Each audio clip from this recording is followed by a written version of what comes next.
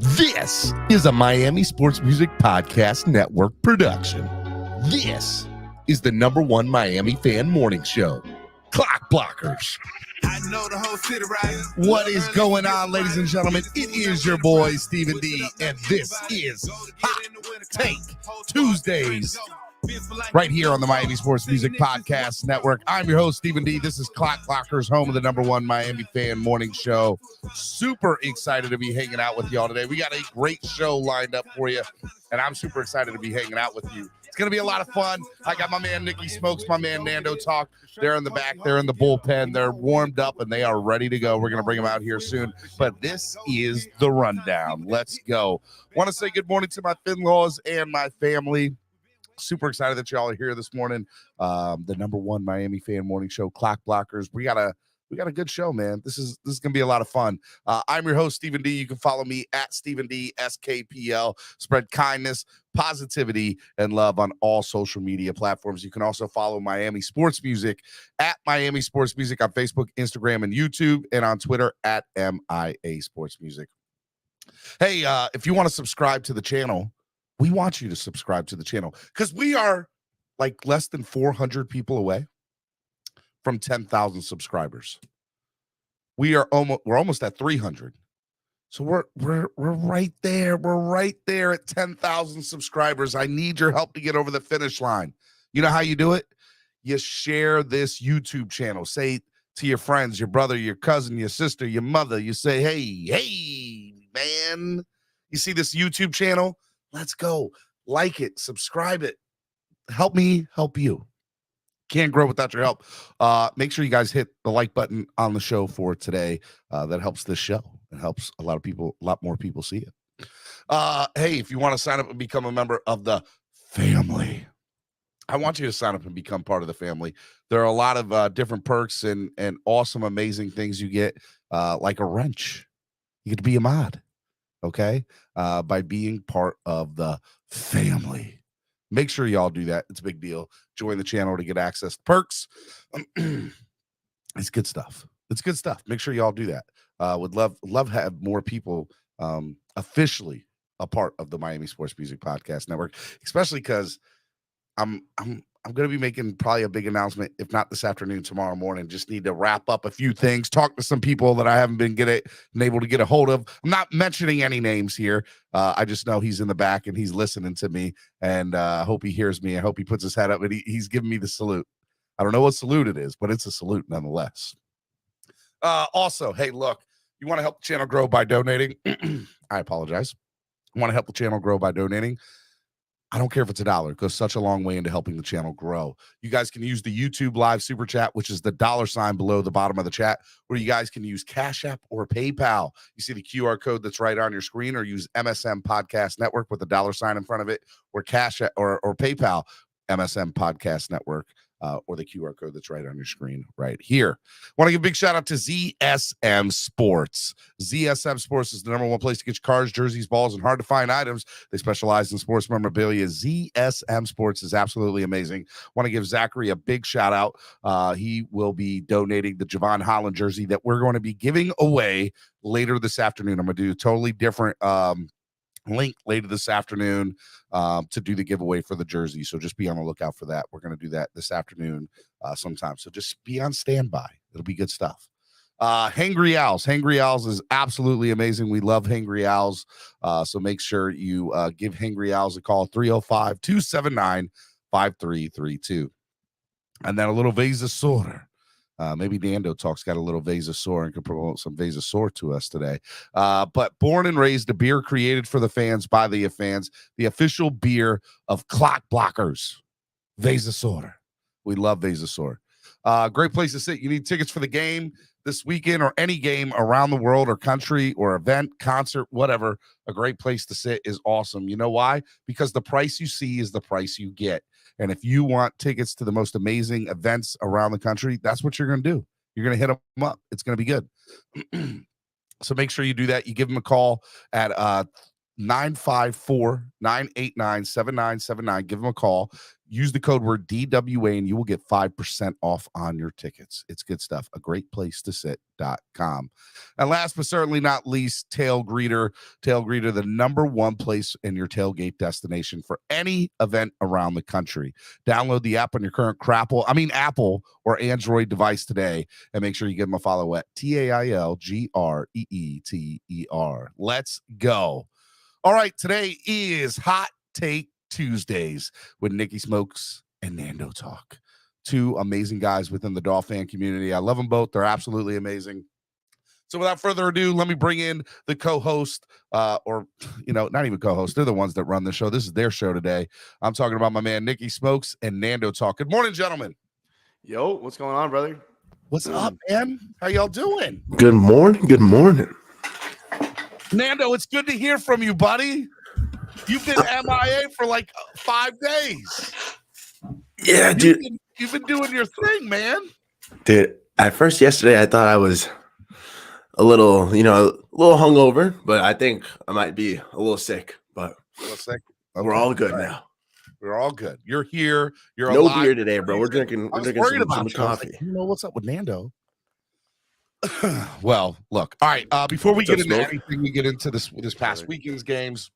A couple things I just want to talk about from last night, this morning. Obviously, we are Miami Sports Music. We were created by the Honorable Solo D, who is a rapper, and I would be remiss if I didn't mention Migos. Takeoff from Migos passed away this morning or last. What? Yeah, he got shot. He got shot over a dice game. That's the rumor. That part hasn't been confirmed yet, but that's what everybody's saying on Twitter, that it was over a dice game. 28 years old. Wow. 28 years old. And I know Solo liked Takeoff a lot, so because he pushed stuff out this morning. Yeah, man, it sucks, man. It was, part of why Miami Sports Music exists is because of a rapper like Solo D. So when a fellow rapper whose music was good, I liked Migos. It sucks, man. It seems like a lot of people, a lot of rappers obviously have been there. That's a totally different conversation, but there've been a lot of rappers over the last year that have just been, died way too soon before they needed to. That's wild. It is, right? Absolutely amazing. And over a dice game, if that is true, that's stupid. It's sad. Dude, tomorrow's never promised, bro. That is freaking wild. Tomorrow is never promised. So RIP to Takeoff from Migos, who my daughter loves that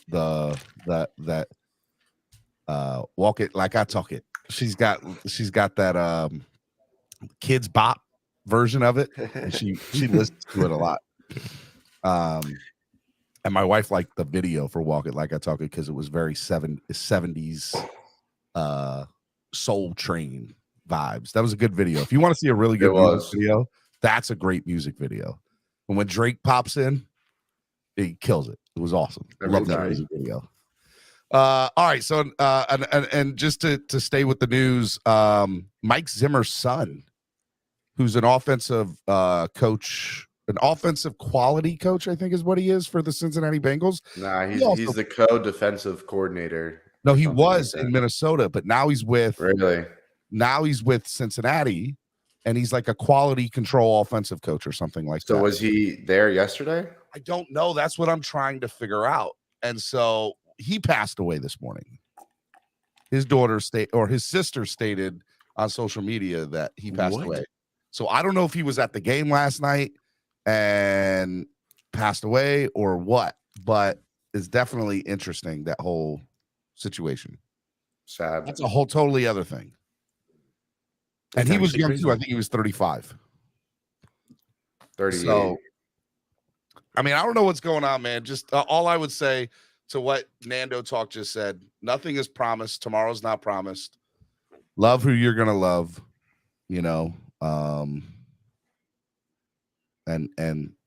I just want to say, Nicky and Nando, I love you guys. Seriously. I wouldn't know what I would do without you guys. I don't know what you would do without me. It's so crazy.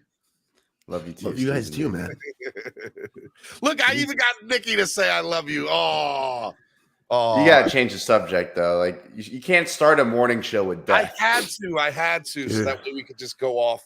And Nando looks like he's dying already. That's I what I'm know. saying, Know bro. where he is. I was sick. I was like, yo, let me get some coffee. Let me get some vibes up. And then Steven just gut punched me twice in a row like that, man. That was tough. Look, all I'm saying is after the show, we got to talk. Okay, that's all I'm saying.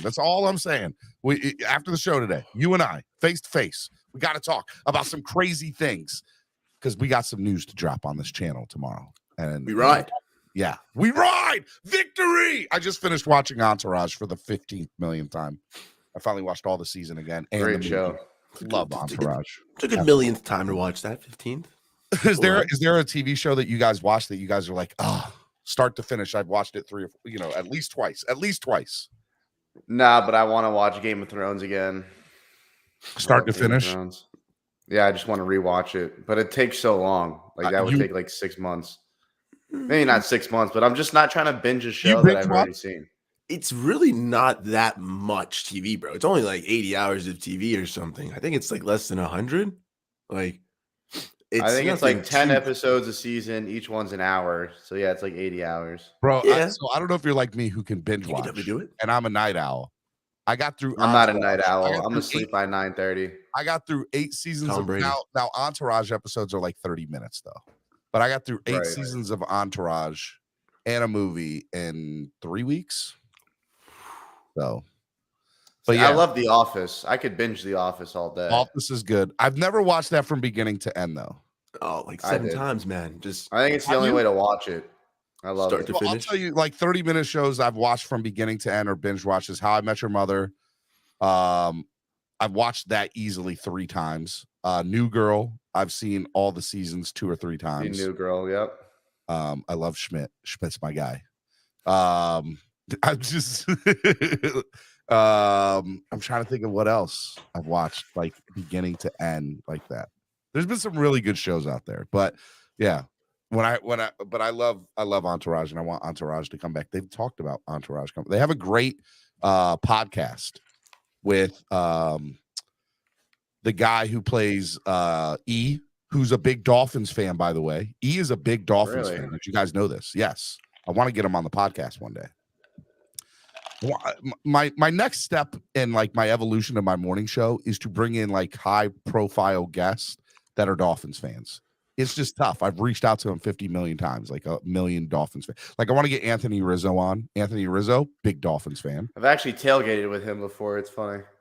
I would love to get Anthony Rizzo. We're all from the same city. He's from Parkland. I know. He used to live right down the road from Cameron, I think. Damn. Yeah. Smokes, Nando, pretty big Dolphins. Yeah. I mean, you guys are, I got you. That's why Tuesdays are such a big deal for me.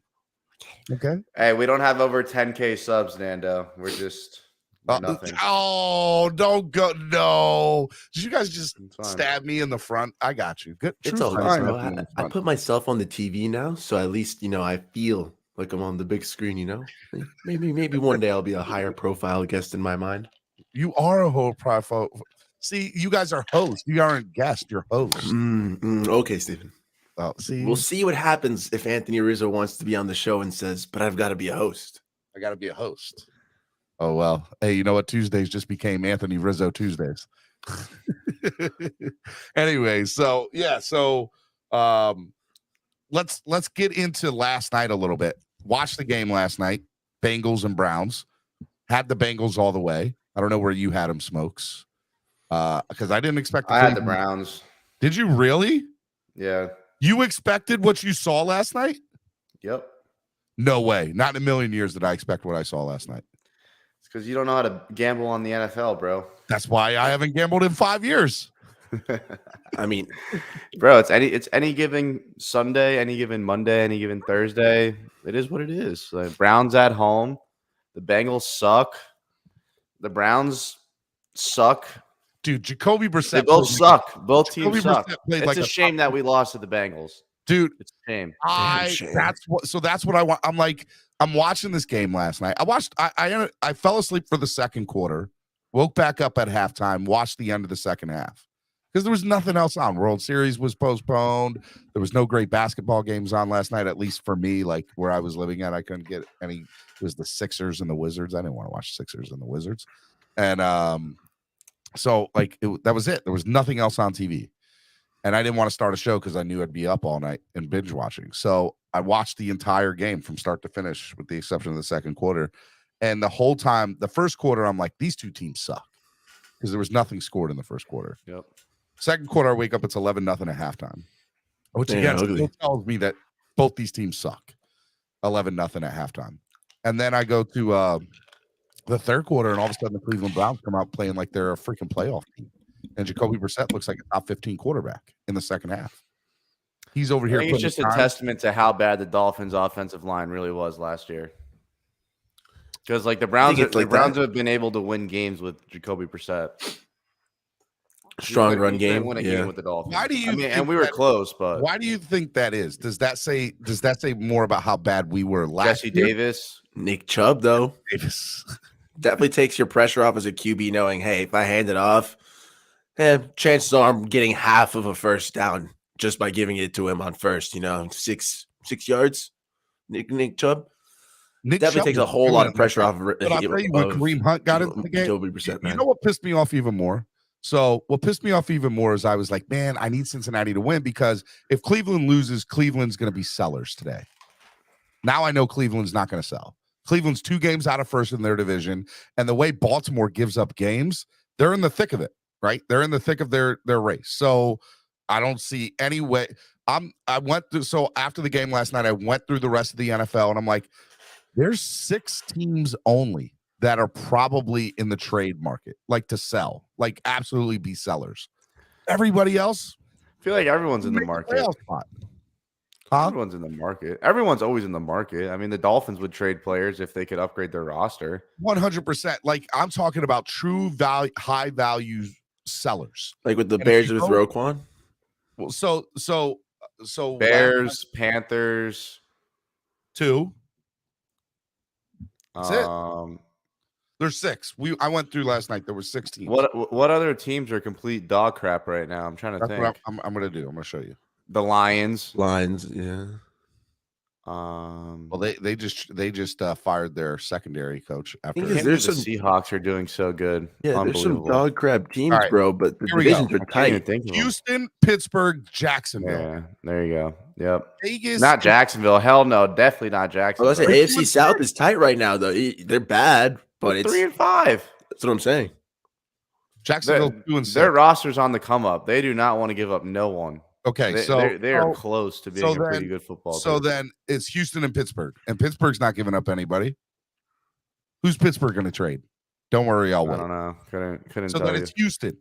That's it. It's Houston in the AFC, and in the NFC you have Detroit, Carolina, Chicago, New Orleans. New Orleans is in the thick of it. The Broncos might trade Chubb.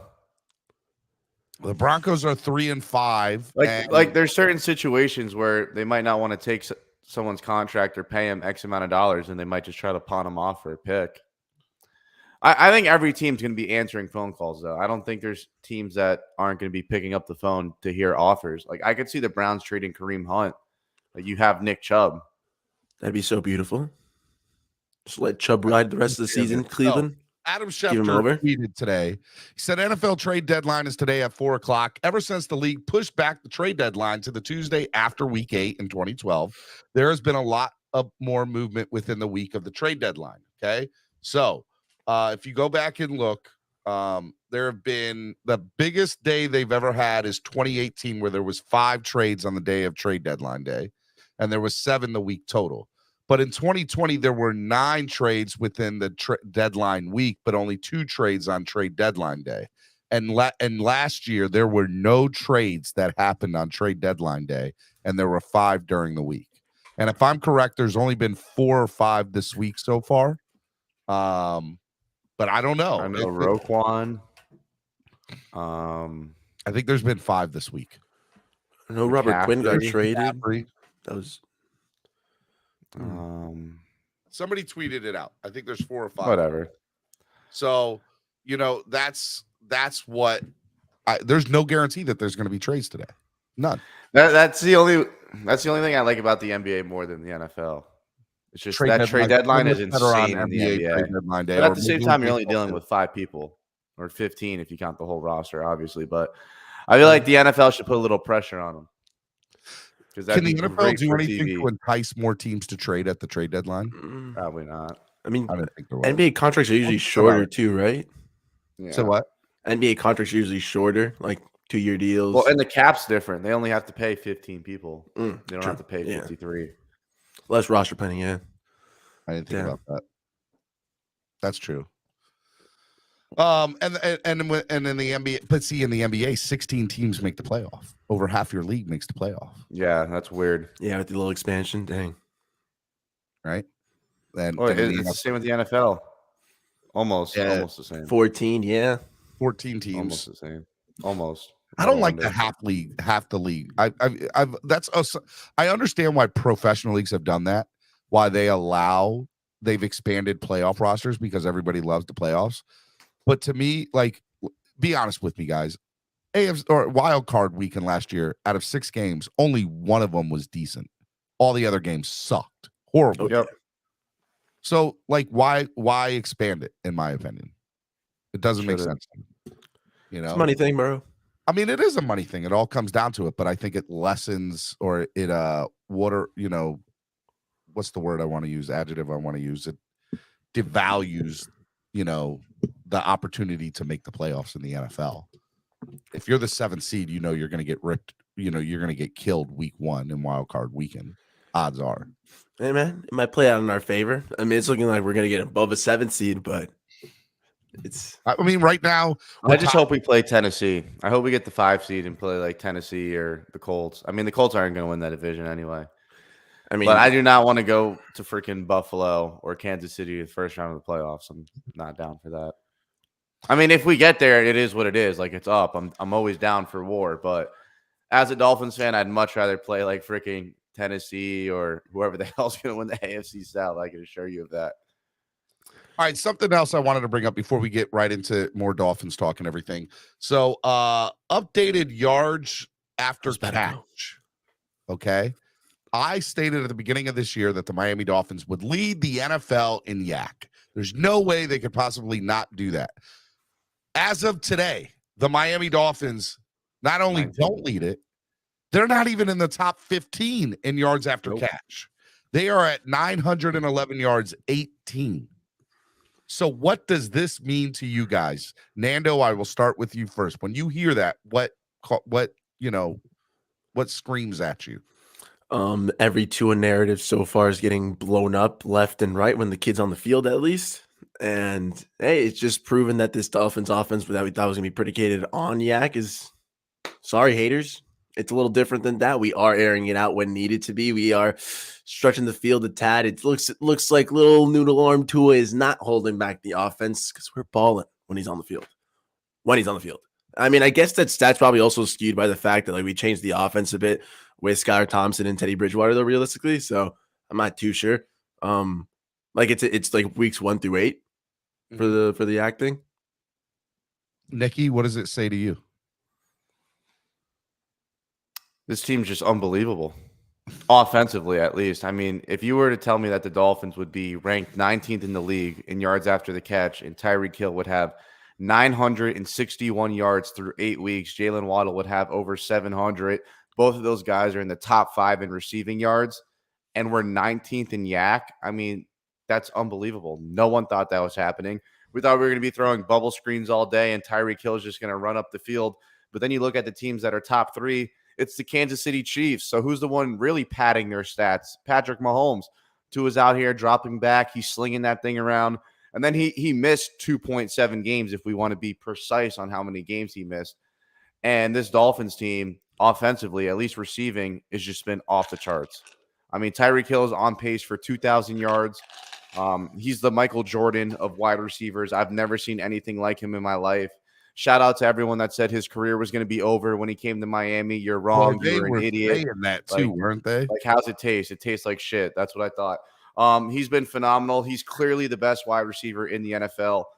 He makes Jalen Waddle not look fast, and that's insane because Jalen Waddle would easily be a wide receiver one on pretty much On any team in easily the league 20 other outside of teams like in the 5 to NFL, 10 maybe teams. 25. I didn't hear you. What? I said he would be a wide receiver one on at least 20 to 25 other teams in the NFL. Easy. Yes. Easy. No, it's crazy how an athlete of Tyreek Hill's caliber really can make Jalen Waddle almost look closer to a normal human being. You can still tell he's fast as hell, but when Tyreek takes off with the ball, it's a whole nother story. Somebody tweeted last night that I thought was really, really cool, Nando. They said Patrick Mahomes and Tyreek Hill look like the best versions of themselves without each other. Aaron Rodgers and Devontae Adams look like the worst versions of themselves without each other. Very true.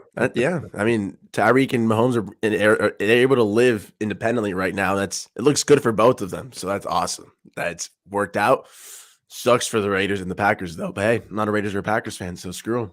You know, Nicky, I want to just touch on a comment that you just said about, Tyreek maybe being the best wide receiver in the NFL, maybe all time, whatever. No, he's definitely the greatest in the league right now, like 100%. Okay. And I already see the comments. Oh, you seen Randy Moss play? You seen Jerry Rice play? Well, Dude. Like, so my cousin Jerry Rice, who is my cousin by the way through marriage. Okay, true story.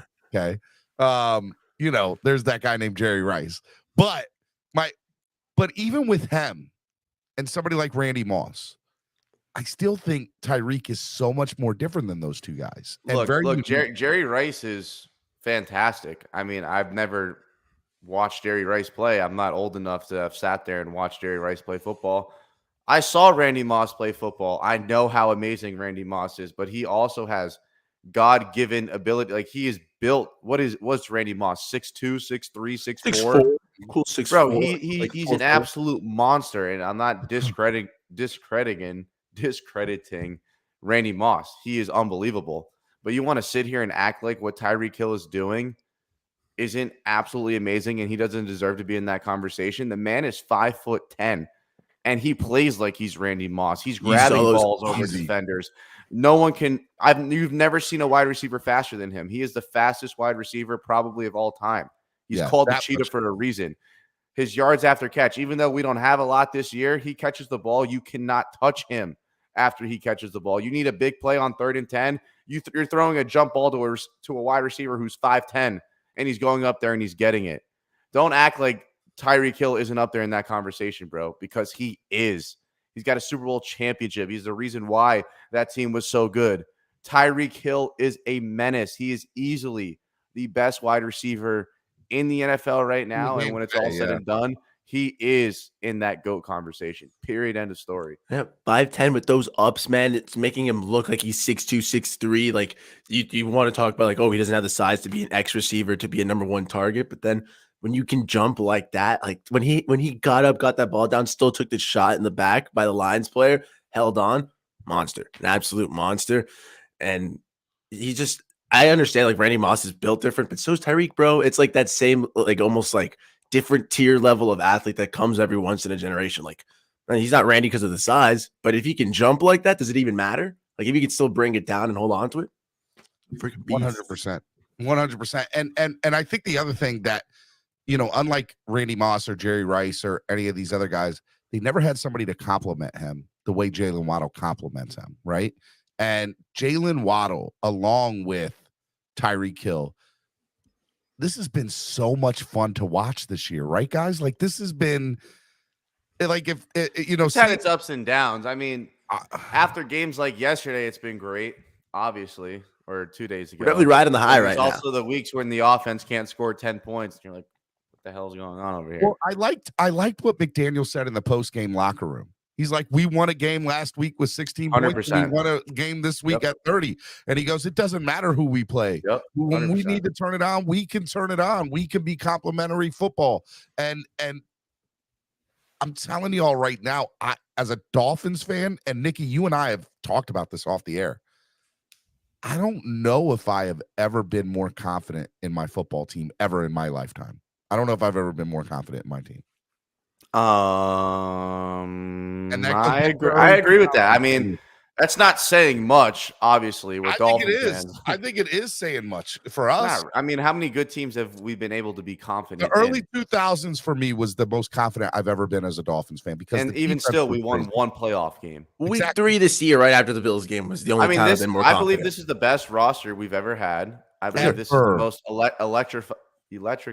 can't speak today. Electrifying offense that we've had. Electrifying, most exhilarating. Okay, The team's exciting. Like I love this team. I love when the offense is clicking, and I agree with you. I think this is the best team we've had in a really, really long time. We're 5-3. We have a great opportunity to get to 8-3, and I'm very confident that this team can make the playoffs and win a playoff game. I haven't been able to say that for a while. Nando, you feel the same way, right? The road to 8-3 continues, bro. Like last year, we beat the Ravens on primetime, and we used that as fuel, got the Hard Rock energy, and just vibed all the way to a big winning streak. And now we were in a better situation to take advantage of that at 3-3 instead of way below 500. We win on primetime. We're chugging along, and now we've got 2 wins in a row. We're getting to a much softer part of the schedule. Time to beat the Bears. Time to beat the Browns, then the Texans after the bye week. Like, What are you talking about? We're beating the bye week too, bro. we're gonna beat the crap out of the bye week. 1 week at a time. Yeah. One look, week at a we'll time. The bye knows how to handle multiple teams at once, bro. They're a pretty tough opponent, man. we'll get into We the need Bears that bye talk in a so little bit bad, before we though. get into the Bears talk because I want to talk Bears, but I want to finish up, recapping The Bears. the Lions game too, and also just kind of where we're at as a team.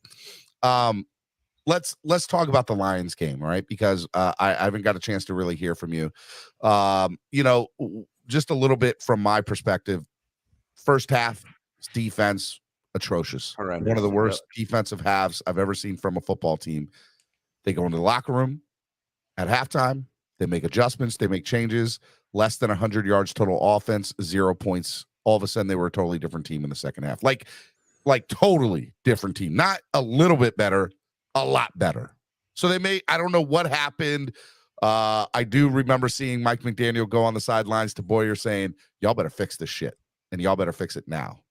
And then from the standpoint of the Miami Dolphins, just in general, that offense just looks so good. So, I know we didn't win by that much, but to me, the offense played exactly the way it was supposed to the entire day. The defense I was so upset about, but at halftime, they made the adjustments, and I'm not going to sit here and crap on the defense. I'm just not, because they made the adjustments they needed to in the second half and played lights out football in the second half. They just played lights out. They did exactly what they should have done to a bad team like the Lions. I don't know what happened at the beginning of the game, but I know what I saw the second half of the game is what we needed to see all along. So just, Nicky, I'll start with you. What are your thoughts about the Lions game? I think that was the greatest game I've ever seen Tua Tagovailoa play. Beats the Ravens game where he threw for 6 touchdowns. You could put that Arizona game to rest. The decision-making was elite. The ball placement was elite. He extended plays with his legs without killing himself. That was fantastic. Sliding. No dropped interceptions or turnover-worthy plays. Very smart, very decisive. What I saw on Sunday was a franchise quarterback. Now he needs to be consistent with that, and he needs to stay on the field for the rest of the season. If he could do that, we 100% have a franchise guy, because what he did on Sunday was almost a damn near perfect game. I was blown away by his performance. I don't care that the Lions have a bad defense. Look what Dak Prescott did to them last week. Didn't even sniff what Tua did. He played out of his freaking mind. Tip my cap to Tua. I just hope he keeps it going and it's sustainable, and that he's healthy and plays the rest of the games, because then we would have a franchise guy. Offensively, Tyreek Hill, Jalen Waddle did what they did. Raheem Mostert, clearly the RB1 of this football team. Another great performance for him. He's got great vision. He knows how to let the play develop, follow his blockers. Unlike Chase Edmonds, that guy just catches the ball and runs straight into traffic. Raheem Mostert, outstanding addition. Mike Gesicki getting back involved with the offense. You'd love to see it. Had some big-time plays. Trent Sherfield should have had that touchdown. They called it back. The offense was clicking. They were fantastic. Now, for the defense, well, I want to address the comment that you made, Stephen D, because in the moment, I loved Mike McDaniel looking at his coordinator and be like, you need to fix this shit. But at the same time, like, Mike, you're the head coach. You're the one that needs to fix this shit. This team, like, we had 7 official penalties and 9 of them were declined. Like, you need to fix this shit too, because the offensive line, I disagree with you. are still lining up in the wrong spot, false start this. I mean, like, it's not like the offense is perfect on penalties. You got guys blocking down the field too far, things like that. The whole staff needs to fix this. It wasn't just the defense. Well, I mean, all the right, defense had a lot of penalties, but so did the let's offense. pause for 1 second. I disagree with you to a certain extent. Okay, now not on everything, right? Like I agree the offense needs to tighten up. But here's what so do you remember when McDaniel went over to Boyer and y'all saw that clip, right? Yep. Right? Okay. You know what that told me? That this is like remember the Titans at the beginning. You got the defense, I got the offense. I don't think McDaniel has any say on the defense. I'm 100% honest with you. It's his football team, Stephen D. He's And the head coach. That's him holding the coach accountable, man. I'm telling you right now. Okay, so Boyer should have walked over to him and said, "Why are your guys still having illegal motions and blocking people 5 yards down the field on a pass play?" That's valid. That's what I'm saying. You're the head coach, and I loved it because McDaniel showed some passion, some rah-rah. So, even though it was a little bit of rah-rah for Mike McDaniel. You never see that. I don't have a problem with it. Defense, stop lining up offsides. You look stupid doing that 18 times a game. But it's not like the offense has been penalty free. Christian Wilkins got it 3 times yet on Sunday. 3, not 1, not 2, 3 times. Fine. But the offense also had like 3 holding penalties that got declined because it was 3rd and 15 or false starts or illegal motion, back-to-back plays. I mean, come on. But Stephen E., you got to hold both sides accountable. You can't say the offense wasn't having penalties. The defense. All right, so let's get something straight. I hope Boyer, he lit him up afterwards, bro. I hope so. Let's go back to the Minnesota game, Nicky. The reason that Minnesota scored on that one drive was because we had. You did not just bring up the Minnesota game when the defense made them punt the ball 10 times. They punted the ball 10 times, and the penalties on defense have been much more worse to the. They had 5 penalties on one offensive drive against Minnesota. The defensive penalties have been much more worse on this year than Minnesota has that like back-to-back face mask call. I think that was like really ugly and pushed us back on 3rd down. But the offense was still sloppy. We can agree that this has been a less undisciplined team than it was last year, right? Yes, we're the second most penalized team in the league. I can't believe we're not first. That's beyond me. Who is first? Now, with that being said, let's separate it. I have no problem talking about the offensive side. I want to specifically talk about the defensive side. And for me, what I saw on Sunday was Boyer's in charge of that defense. And I said at the beginning of the year, Nicky, I said, I'm telling you what happened. McDaniel got the job, and it was said to him, Boyer's going to be in charge of the defense. You're going to be in charge of the offense. You'll have the overall of making any coaching decisions. There's no problem with that. But that's Boyer's defense, 100%. That's what I saw on Sunday. That's still head coach got to hold McDaniel's offense. Yeah. Like, I get what you're saying. Okay, so I understand what you're saying, but Boyer could have been like, bro, fix your shit too. Okay, you're saying look in the mirror. I understand. Yes, that's what I'm saying. I understand. Like, I have no problem. Like, I love it. Mike McDaniel's finally you showing a little passion. Like, yo, fix this. I love that. Don't get me wrong, but if I'm Josh Boyer, I'd be like, bro, you fix it too.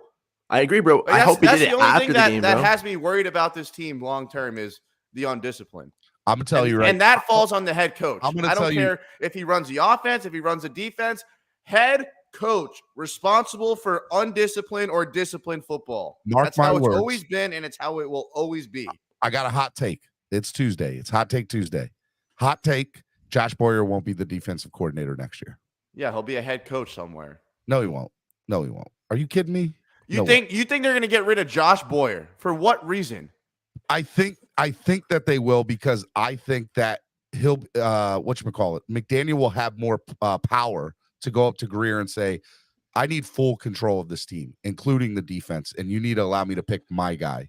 That's just dumb, though. We're not going to just lose a good coordinator just because of a power trip today, bro. I hope McDaniel's smarter than that, man. Like, we were talking about McGenius. Like, I hope he's not a McDumbass and says, I'm honestly glad that you say things like this, because it wakes me up for the morning. It really does. Like, seriously. I look, my hot take is Boyer will not be the defensive coordinator next year. That's a hot take, bro. Okay, so you want to get rid of the coordinator that held the Patriots to 7 points, Buffalo to 19. They made the Vikings punt 10 times in a game. a game where they had no Igbenogany playing the entire game. The Steelers had 10 points, 2 insane turnovers at the end of the game. And then in a game where the first half they came out, scored 27, they pitched a shutout in the second half. You want to just get rid of him. Who would you replace him with? Let me know. I'm dying to hear. I don't know. I don't have that answer. I'm telling you, after what I saw in that one little clip, this thought came into my head. And the thought is McDaniel doesn't have control over the defense. And as a head coach, you want to have control. You do. That was the whole thing with Flores. Just give me control and I'll make it. Yeah, but that's why they hired Flores, Mike McDaniel, because he's not Flores. I understand that, but you don't. I'm telling you, what'll happen at the end of the? It was McDaniel's decision to keep him. It's not like the Dolphins said you have to keep Boyer. Nicky, I got a question for you, bud. What wins championships? Defense. Okay, so if we get into the playoffs, we go into a shootout, right? Let's say we go into a shootout and we lose a game 38-35 against Buffalo or Kansas City, right? Let's say that happens. God forbid, knock on wood. Okay, we lose a game like that. You don't think in the offseason that McDaniel's going to go to Greer and say, I want to have full control of the defense too? All right, well, let's play the what-if game. Well, what if we go to the playoffs and the offense scores 10 points? That's true. 100%. Yeah, and then we lose 10-17. Then what are you going to do? Fire McDaniel? I mean, come on, Stephen D. The defense has been the backbone of this football team for 3 years. It's only happening if Boyer gets offered a head coaching job, or like we might lose Sam Madison or Pat Surtain somewhere as a defensive coordinator, and we want to keep them in house. But we're not going to get rid of Boyer for no reason. I want it on paper that I predicted this. I'm gonna step back from the conversation, but I want it on paper that Stephen predicted this. And when it comes to fruition, I need you up here, Nicky, saying, you know what, Stephen? Intern, remind me in a couple months. You were right. Okay. Nick and Nando, write it down. My intern already took it down, bro. Okay, good talk. Week 8, Stephen predicted this. All right. That's what I believe. I just saw something in that moment that just made me feel that wasn't a team. Because if it was that wasn't cohesiveness. How about that? Well, not that it wasn't a team, because I disagree, bro. I think if Boyer had stuff, I think that happens every week. I think if Boyer had lit him back up and he had been like, "No, you fix your stuff on offense" in the middle of the game, and we had seen that little breakdown in communication, that's what would have been like. Okay, Boyer, McDaniel, they don't get along. This is gonna go south. Maybe he wants more control, whatever. But I think the fact that he did restrain him, I think he did. You know, I'm sure Boyer went after him after the game, was like, "Yo, F that BS, man. That wasn't cool, man. Like, I think you need to fix your offense." I just don't think he did it in the middle of the game or like when the camera and attention was on them. And little stuff like that hopefully will keep them around together for a while, man. Like, I'm glad he didn't lose his cool back on him on TV. Then that would have been a problem. That would have looked bad. You know, and here's part of the reason why, Nicky. I feel like if it was cohesive, you go over and say, "Hey, look, man, what is it that's going on? Is there anything I can help with to move this along?" It wasn't that. It was, "Bro, you fix this. Fix it. Get your crap together and fix it." And to me, it made me feel as though there's not cohesiveness between Boyer and McDaniel. Boyer's gonna do. I think you're just stirring the pot, bro. I think you're taking that video and just blowing it way out of proportion. That's fine. I'm just telling you what my feelings were, what I thought. That's fine. I already wrote it down. I see your feelings. I just threw them in the trash. That's how I feel about it. That's where I see your feelings. I raise you some indifference. So they mean nothing to me. All right, Miami. Like you just can't crap on Boyer one week and then the other week, oh my God, the defense is so good. I'm not crapping on Boyer. But did I say? You said he had to get fired. All right, so you're telling me based off the 3-second TV clip of him mouthing words that you can't even 100% confirm that's what he said. We just mouthing words that Boyer's going to get fired because Mike McDaniel said, "Fix this shit," after they scored 27 points. There was not like, what do you think Mike McDaniel said to Boyer in the Pittsburgh game where the defense got him 2 interceptions late in the fourth quarter and the offense going to get a first down? He probably said, "Thank you. I love you, brother. I'm going to go buy you a prime 112 steak after this game." Then he hugged him and squeezed the cheek right there, man. He was like, "You're amazing." I mean, come on. Maybe what do you think? Xavier Howard's going to leave the team because he told the offense to score more points after the Steelers game? Maybe. I don't know. Because that's what he did. Score more Look, points. God forbid we're trading him in 3 hours. The reality of the situation is Boyer was forced upon McDaniel. McDaniel didn't. No, he wasn't. McDaniel kept him. What do you mean he wasn't? Stephen D. McDaniel Ask took your the chat job right knowing- now. McDaniel got hired and he decided to keep Boyer. No, that's not what happened, bud. Oh, yes. No. What happened was Ask the chat. he took the job and it was, we're going to keep the defense the way it is. Throw a because poll. the defense has been good. I'm pretty sure there's an interview where Mike McDaniel said, I'm not going to mix that defense up. I'm going to leave it how it is. Because he was told behind closed doors, you are keeping. Oh, so Boyer. now you just have backdoor Yeah, information. we're both Stephen D we're both about to start what Chris speculating, Greer bro. told Mike McDaniel during his interview. Makes I'm sense. telling- Got I'm it, telling Stephen D. you Might as well just call you you don't have to GM believe Stephen me. D. I'm telling you right GMD. now. That's what I'm calling you from Let now me ask on. You're you, why GMD. GMD. Nicky, why isn't GMD. why isn't there a veteran head coach coaching this Thank team? you. right The now? chat agrees with me. I don't have to go back and Okay, forth I don't with care you what the two. chat thinks. Who cares what Chat thinks? knows. Chat knows. does not know. You kidding me? The Chat poll out right here now. every day thinks they're Come on. no way, not happening. I'm Random telling you sample right size of now, 160, there's bro. nothing you all can say that's not going to let me know, that when McDaniel took the job, he was told by Greer and ownership, here's what's going to happen. And GMD right next to him, bro. We're going to keep GMD Boyer. sitting right there. He's got Solo D's music bumping in the background while he's just eavesdropping on Chris Greer's conversation with Mike McDaniel, telling him what he can and can't Going do. back to the office. There's literally an interview of Mike McDaniel saying, I didn't want to mess with the defense. It's like when Boyer." Michael Scott pulls up in the office next to like David and them. He's like, "Yes, me too, the third executive." Yeah, he's trying to sneak in the meeting, like, and he's hiding underneath like the food cart. Yeah, that's Stephen D right now. Everybody says that. Hey, That's sources, trust me. Trust Source me. underneath the Source, cheese trust cart. me. Sources, All trust I'm me. looking I got private information. YouTube is that when it happens that y'all come up, I'm gonna be silent. I'm not even gonna say I told you so. I'm just gonna sit there and I'm gonna expect everybody to be like, "You were right, Steven." Yeah, you just drop that meme and we'll know. We'll I'm gonna remember. put We'll be Stephen like, D in "Dang." timeout. Get him off the I'm not panel. taking an L. I'm not taking no L, Andres. Not gonna happen. Not gonna happen. Look, all right, we can move on because we know that I'm right and everybody else is wrong. Okay, that's what's gonna happen here. All right, Agree to Sports disagree. Music, #1 Miami fan morning show. Clock blockers, right here on the Miami Sports Music Podcast Network. It's Hot Take Tuesdays, and I guess my hot take rubbed some of y'all the wrong way right there. It sounds like I got Nicky Smokes from the Smoke Show, one of the best shows out in the Dolphin community in YouTube land, and also got Nando Talk, who also is absolutely amazing and has these fresh hot takes every Not week. as hot as you, man. All right, so let's I just want to put a bow tie on this Lions game. One of the things that Nicky said that I 100% agree with is that this was Tua's best game of his career, start to finish. Okay, and I'll start with you, Nando.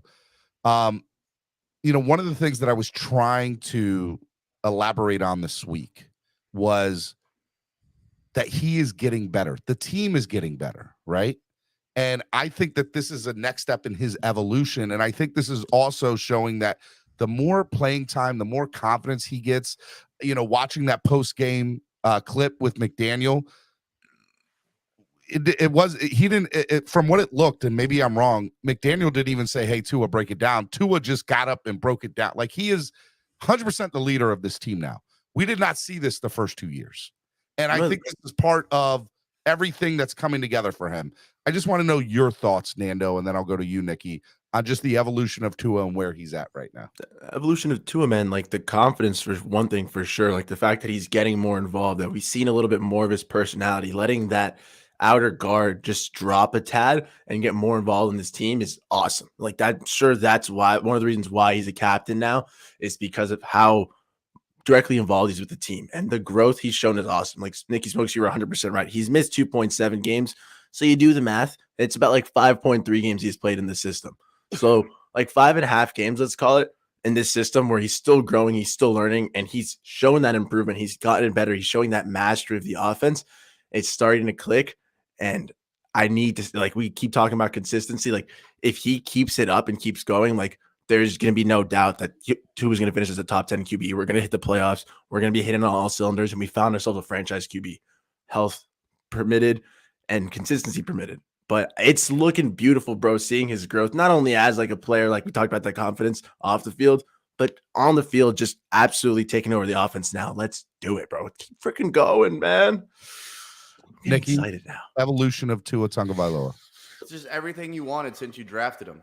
And leading up to this point, the whole conversation was you're going to regret passing on Justin Herbert and taking Tua over him. And for 2 years, like that was 100% the case. And this year is the first time where you could have a legitimate conversation saying maybe the Dolphins did get the right guy. 19-9, he's 12-2 in his last 14 or something insane like that. Yep. This is the best he's ever played. He's finally confident. The offense is fantastic. No more. I mean, we run RPO, but like the play concepts and the designs, you take Tua, you pair him up with McDaniel and Tyreek Hill and Jalen Waddle. You bring in an all-pro left tackle and Teron Armstead, Connor Williams playing out of his mind. Robert Hunt was a diamond in the rough. I mean, things are finally starting to come around for this kid. Whereas you look at Herbert, I know he had a terrible offensive line his rookie year when he won Rookie of the Year, but this man also had Keenan Allen, Mike Will, Austin Eckler. And you go back and you look at what Tua had. I mean, you're talking about Mac Hollins, Myles Gaskin, Duke Johnson, Isaiah Ford, all these no-name, low-tier talent guys, right tackles like Jesse Davis, completely destroyed offensive line. And you're like, damn, maybe he needed a little support. He needed a little bit of help to get to where he needs to be. And what I've seen so far from Tua, I couldn't be happier. And I will gladly come up here and say, yeah, I might have been wrong on him. And people think that it's a bad thing to be wrong. It's not. Like at the end of the day, the only thing I care about is what's best for the Miami Dolphins. And I've always been on record saying the best thing for the Miami Dolphins is for Tua to take that next step. And he's finally showing that this year. Now, for me personally, he just needs to complete the season. He can't miss any more games. That's the only thing that is holding this kid back from being special, in my opinion. I've been blown away with what he's doing. Anytime it's third down, we need to talk about this more. Third down Tua might be the best quarterback in the league, at least statistically. Last year and the year before, anytime it'd be third down, I'm like, I already know we're going to punt. This year it could be 3rd and 8, 3rd and 10, 3rd and 12, 3rd and 15. And I genuinely believe that the Miami Dolphins are going to get enough yards for a first down. I have never been more confident. This year, when Tua drops back to throw, I'm confident it's going to find someone's hands, not a defender's hands. Last year, I didn't have that feeling. So his anticipation, the decision-making, this was the first week I ever saw him slide. So he's learning on the fly. I mean, that's a major win. And even if you didn't believe in Tua going into this point, and you're just looking for a way to nitpick him right now when he's number 1 in QBR, number 1 in passing rating, has the same amount of touchdowns as Justin Herbert, and he's missed 2.7 games and only has 3 interceptions, you're a hater at this point. And there's no reason for you to be hating on him because he's the quarterback of your team. And I will always support the quarterback of my football team, especially when he's playing good. If he's playing bad, I'm going to call his ass out. But what could you be complaining about right now when he's up there in every category as Josh Allen and Patrick Mahomes? If you would have told me that Tua would be number 1 in QBR and passer rating after 8 weeks, I'd be like, bro, we might go to the freaking Super Bowl. I mean, this guy statistically is up there with every elite quarterback in the league right now. So I tip my cap to Tua. He has showed up. He's balled out. He shut me up, and I'm fine with that because this humble pie tastes amazing because the Dolphins are 5-3, and for the first time, I'm like, wow. We have a quarterback that when we line up on Sunday, I think we're going to win this game. And I haven't had that in a long time. That was a hell of a take. Nicky.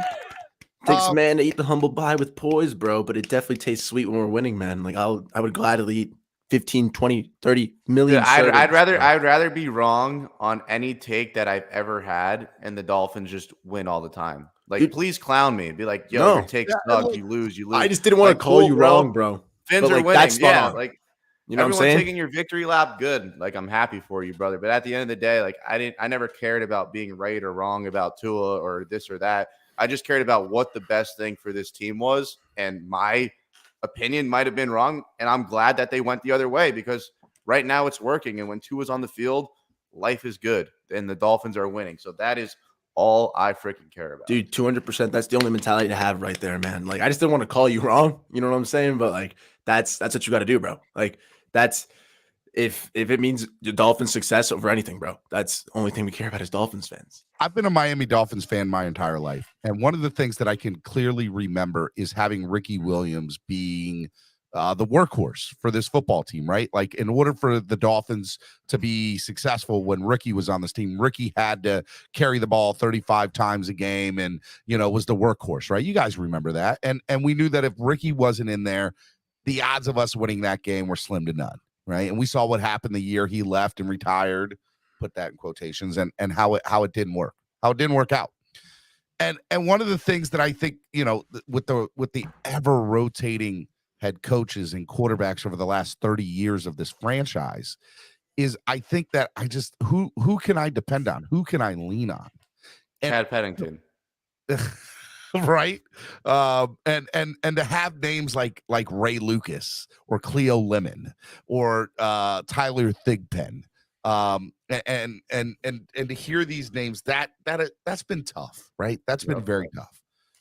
But when Tua is the guy that you're leaning on for the success of your franchise, which is your quarterback, by the way, and you see that he's 12-2 in his last 14, or 10-2, whatever it is, in his last 12, and that's including the Cincinnati game that he only played a quarter and a half. And includes the Bengals game, and you see this, and you're looking at it, and you're like, dude, this guy is legit. This guy is not only legit, he brings confidence not only to your team, but to your fan base. And for all the hate and negativity that Tua gets within the fan base, winning cures everything. And as long as we keep winning, I think the confidence within the fan base grows. And can I add one more thing? Yeah, go ahead. Not only was I wrong, but the front office was also wrong on Tua.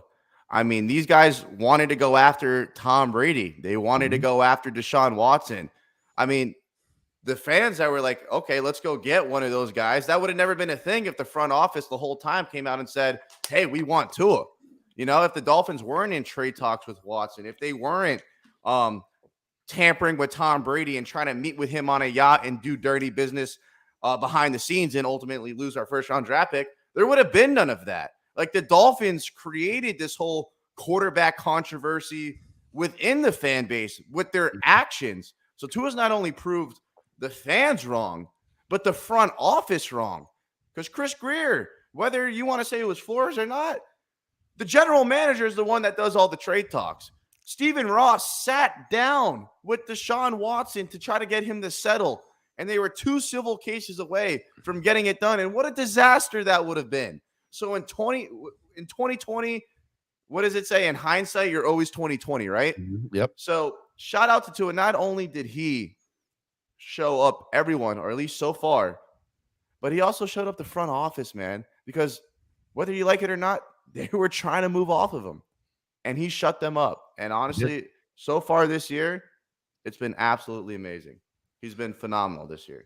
Your takes, with the exception of when it was up against mine earlier, have been pretty spot on this morning, Nicky. I will say that for me, I like the continuity and the come togetherness of what a fan base looks like when you're winning. And Nando, that's good. Yeah, Nando talked about it just a little bit ago, right? We had the primetime game last year against the Baltimore Ravens, and then we come together and everybody's like, oh, we're beating these teams with losing records. Good teams find a way to win, and we're beating teams that we're supposed to beat. So what are we talking about, right? When people want to bring that up. The other thing is I think that everybody wants to, see perfection at every step of the way. Let's go back to last week's game against the Detroit Lions. The Detroit Lions, we gave up 5 straight possessions of a touchdown or a field goal. Right. The Detroit Lions. That's a horrible offense who hadn't made a touchdown in the 2 prior games. But what I saw was a team that struggled in the first half, made millions of mistakes, got into the locker room, and to Boyer's credit, and I will give Boyer the credit here, made the necessary changes and shut them down for less than 100 yards total offense in the second half in 0 points. That's what I saw. You want to know my favorite part of that second half? Go ahead. Remember last week against the Steelers when the defense would come up huge, we get turnovers, and then we'd kill like 20 seconds to give the ball back to the Steelers? Mm-hmm. This week, the Miami Dolphins, with 2 minutes and 52 seconds left in the fourth quarter, the Lions had all 3 of their timeouts in a one-possession game and never got the ball back. Never. The offense killed basically the last 3 minutes of the game while the Lions had all 3 timeouts and never gave them the ball back. I don't care what their defensive rating is. I don't care if they're dead last. Killing the last 3 minutes on one drive to close out the game while they have all 3 timeouts after what you did last week against Pittsburgh, that's a hell of a job, Stephen D. Hell of adjustments, man. Yeah, look, I think that just goes to show the confidence that's on this team because, you go to the 3 games before the Pittsburgh game, the Minnesota, the New York, and the Cincinnati. We saw how they fell apart in the fourth quarter in those games. And to see what the Dolphins did in the fourth quarter of this past game and to see it in the last 3 minutes, I think it says a lot, right? And you go to the last 2 games, right? Detroit and Pittsburgh. Seeing Noah, I can't believe I'm saying this. And he's growing, bro. St. Madison Pat Surtain. Nicky was big enough to say he's wrong. I'm saying it. Okay. I was wrong about Noah Igbenogany.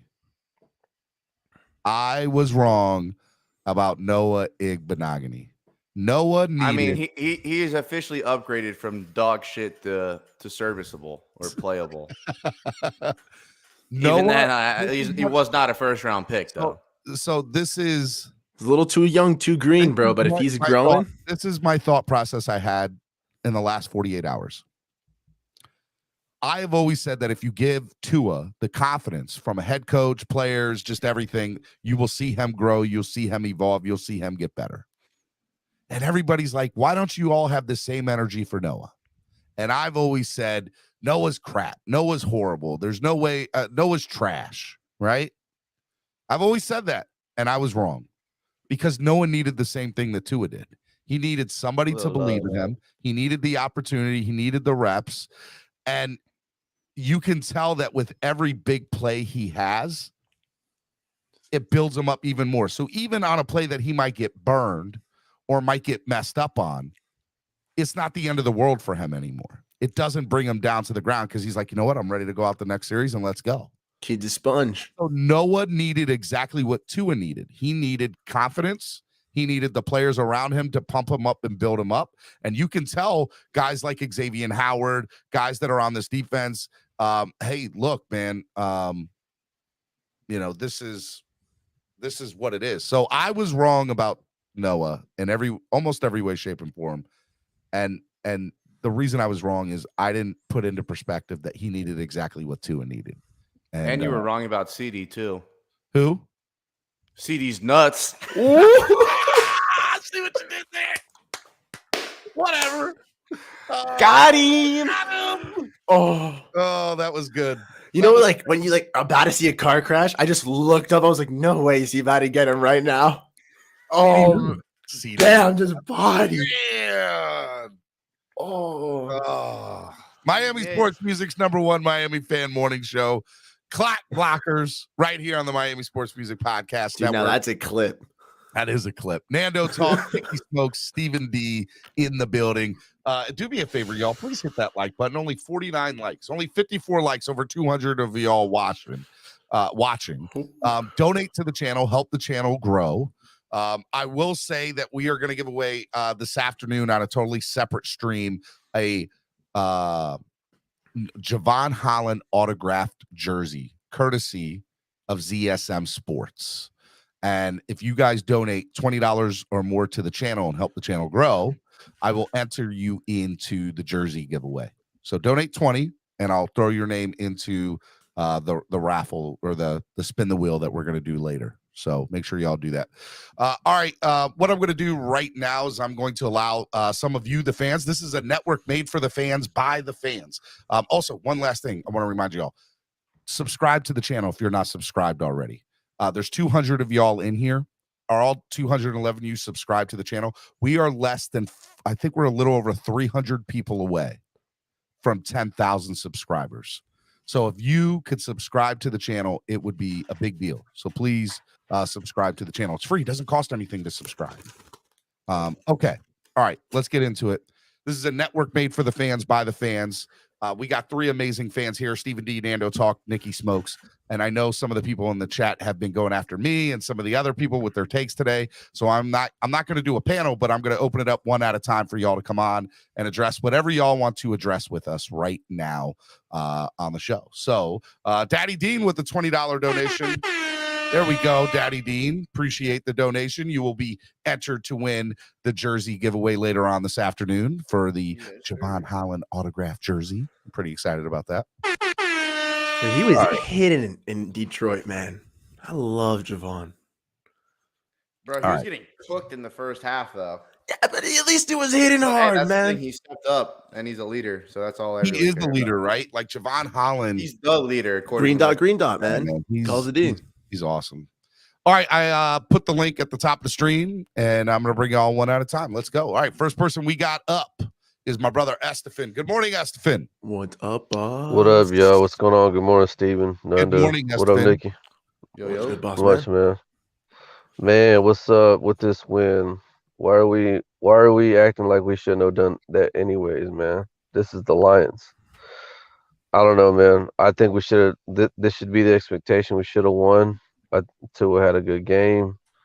All that defense had was that Malcolm Rodriguez kid. Where the hell were we at on draft night? They got that guy in the 6th round. The kid was everywhere for them. That kid is awesome, man. I wish we could have drafted him. I know about him because I watched Big 12 football when he played for Oklahoma State. Man, I think, the Liam Eichenberg injury is probably a blessing in disguise. I told y'all last week I thought he was only playing because of the draft capital they gave up. I thought that's the only reason he was playing, because Robert Jones looked immediately to me, he just looked more athletic, more mobile. He got to the second level and we busted a big run. So that's what I got out of the game. I mean, I'm happy that we won, but I'm not I think it's fool's gold to go. Like there's people talking like Tua's like already a franchise quarterback. Like, I'm pumping the brakes on that, man. I'm still. No, I think he's showing what you need to see for a franchise quarterback, but man, it's got to be more consistent. Because what was last week before there was Pittsburgh? What do you mean? You think that's a franchise quarterback? Can somebody confirm? Is it 12-2 or 10-2? I'm saying, bro. There's a lot of man, bro. Definition of consistency. Nick, you know who Nick Foles is, right? He played in the Super Bowl. He had some pretty big games for the Eagles. But was Nick? Is he a franchise quarterback? 12-2 in his last 14, first in QBR, first in passer rating. I don't think so. I mean, I know he had a great playoff run. He ran off the back of strong running game. That Frank Reich just ran. Yeah, those are good. No, I mean that's undeniable. The numbers that Tua's putting up right now, it's undeniable. But I still don't think that I don't know. I'm not going to consider him to be a franchise guy. I'm waiting until. But we're asking you to tell us why. When he plays, when he starts and finishes the game, the Dolphins haven't lost this year. What more would you want to see from Tua right now that doesn't show you he's the guy for this team? Consistency, bro. And we're giving you the argument that we've seen consistency from him. 5 wins is 5 wins. Well, in my opinion, he's 4-1 because the Pittsburgh game didn't show up. So I'm not like y'all. Actually, I got him at 4. Yeah, how do you have him as losing the game? What do you mean you don't count it? If I'm gonna give him wins and losses, he's 4-4 because it's his fault he got hurt. So he's 4-4. What are we talking about? So I mean, everyone was talking about that the guys behind him were better, and when they came in, they didn't win. So I thought, if anything, we should have won more games. But no, I don't. I've never said the guys behind him. I'm not saying you, Esther. I'm just saying But what I have said is it looked like Skylar looked a hell of a lot better than Teddy going back to preseason. I will say that he does. I'm not going to deny that. I do think that Skylar looks better than Teddy, but But who's going to expect a rookie to come in and give you the consistency that you're trying to get out of a starter? Tua's in his third year. I'm not going to hear that when Tua's rookie year it was, Tua's not having any consistency his rookie year, yada, yada, yada. Nah, man, bro, you ain't going to get no receipt on me where I'm talking like that about Tua. I'm just saying. When he was a rookie, I never said anything about Tua. You're sitting here saying consistency, right? And bro. Our argument to you, or our response to you, or rebuttal to you is, well, he's 12-2 in his last 14.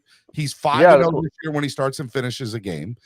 That to us, and by the way, he's what is he, top 3 in passing yards in the entire NFL, and he leads the league top 10, and he leads the league in passing yards per game. I think he's up there.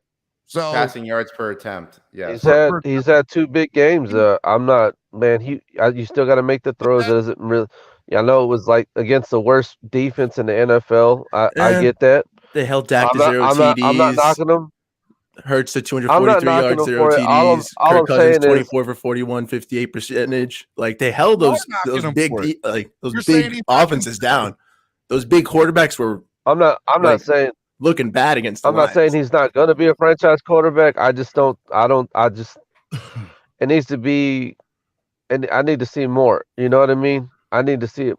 I mean, not everybody's the Dolphins. You know what I mean? Him on the field and not on the sideline. That's it. That I can. If that is your argument, the health exactly. Smokes. I will concede to that argument. I will shut up and say, you know what? You're right. Let's see how the rest of the year goes, and as long as that much, I'll say. But I know when he is playing, there's no argument. There's no argument. There just isn't. I agree. I'm sorry. I agree. If you want to say him being on the field is the consistency I want to see, I'll shut up and I'll agree with that. You know, Level 2 Noob says the fact that you have to put the qualifier and finishes the game is a problem. The kid's ability to stay on the field is a legit concern. The kid can. I mean, we only say that for one game. I mean, fine. Count the Bengals' loss on Tua. He's still 12-2 in his last 14.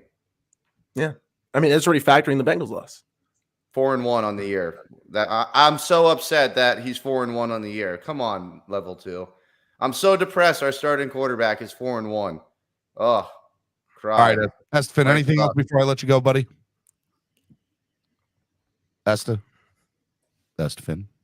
anything else? He's Estegon. He's Estegon. 5, 4, 3, 2. All right.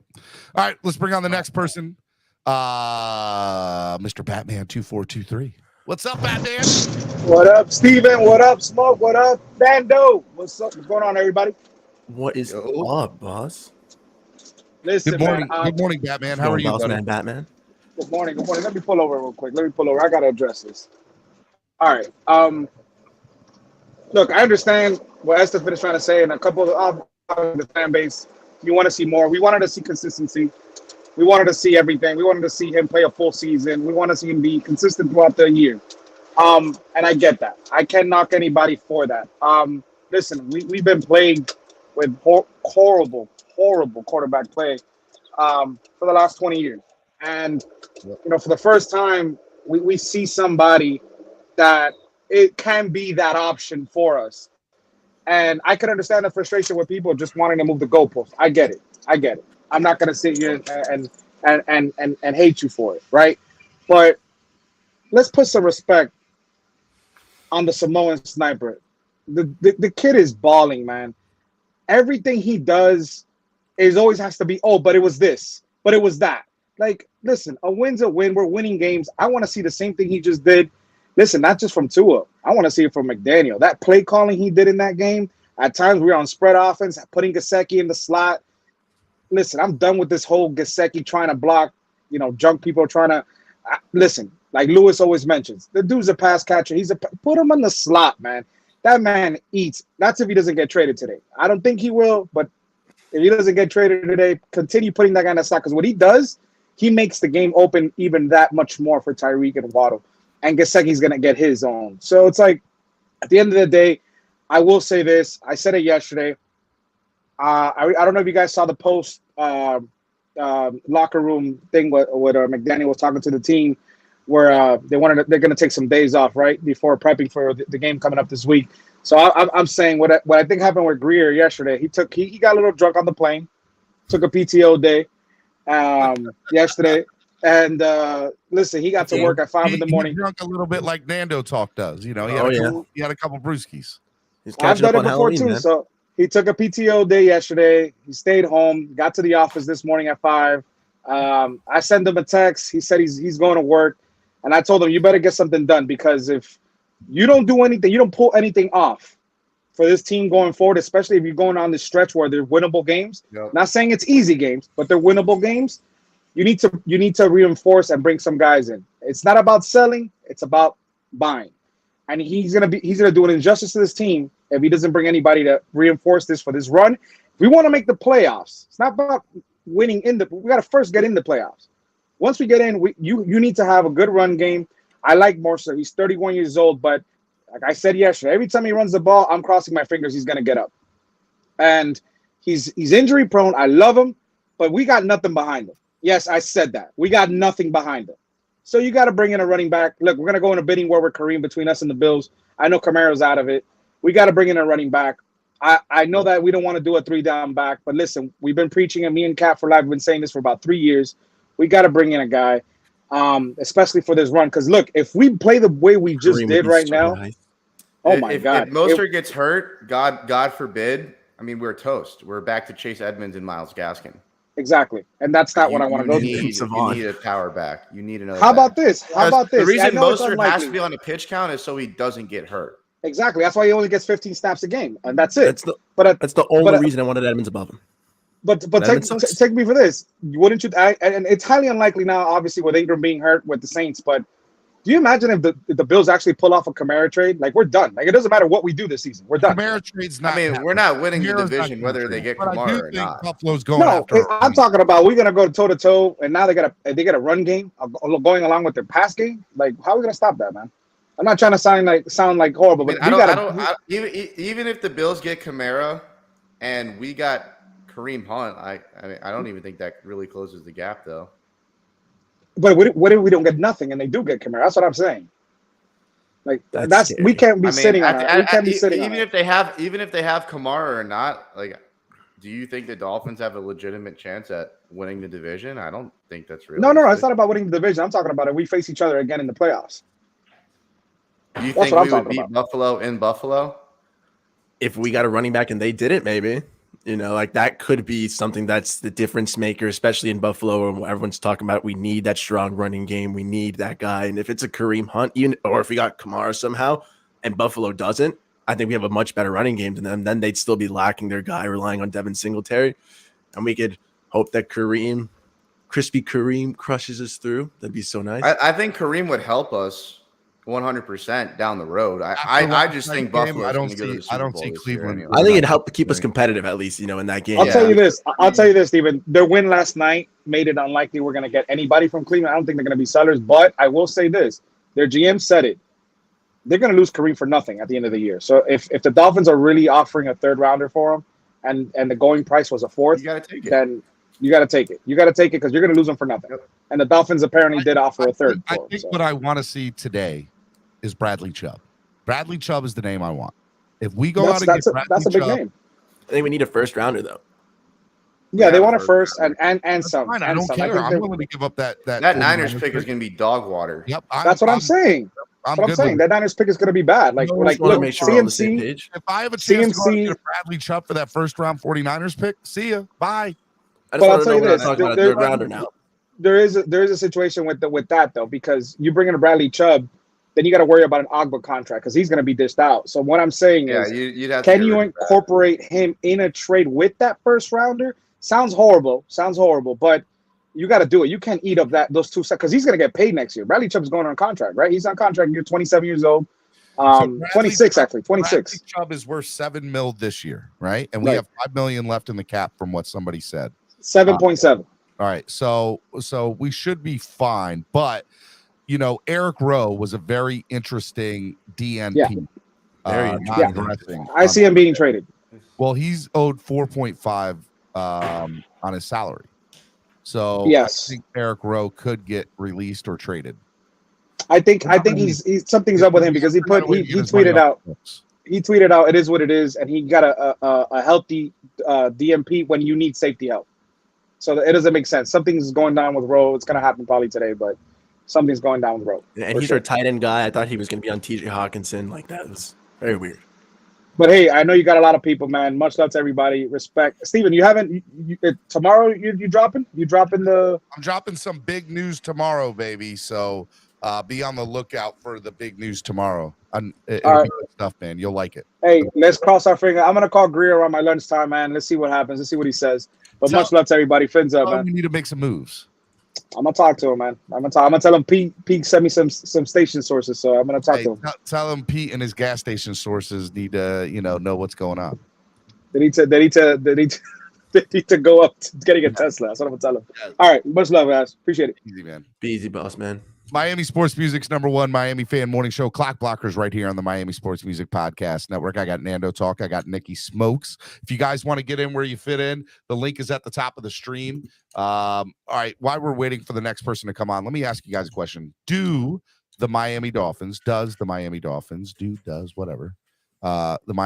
make a trade today? Yes or no, and why? Start with you, Nicky. I guess because they have to. If they want to win now, you still got to upgrade the roster.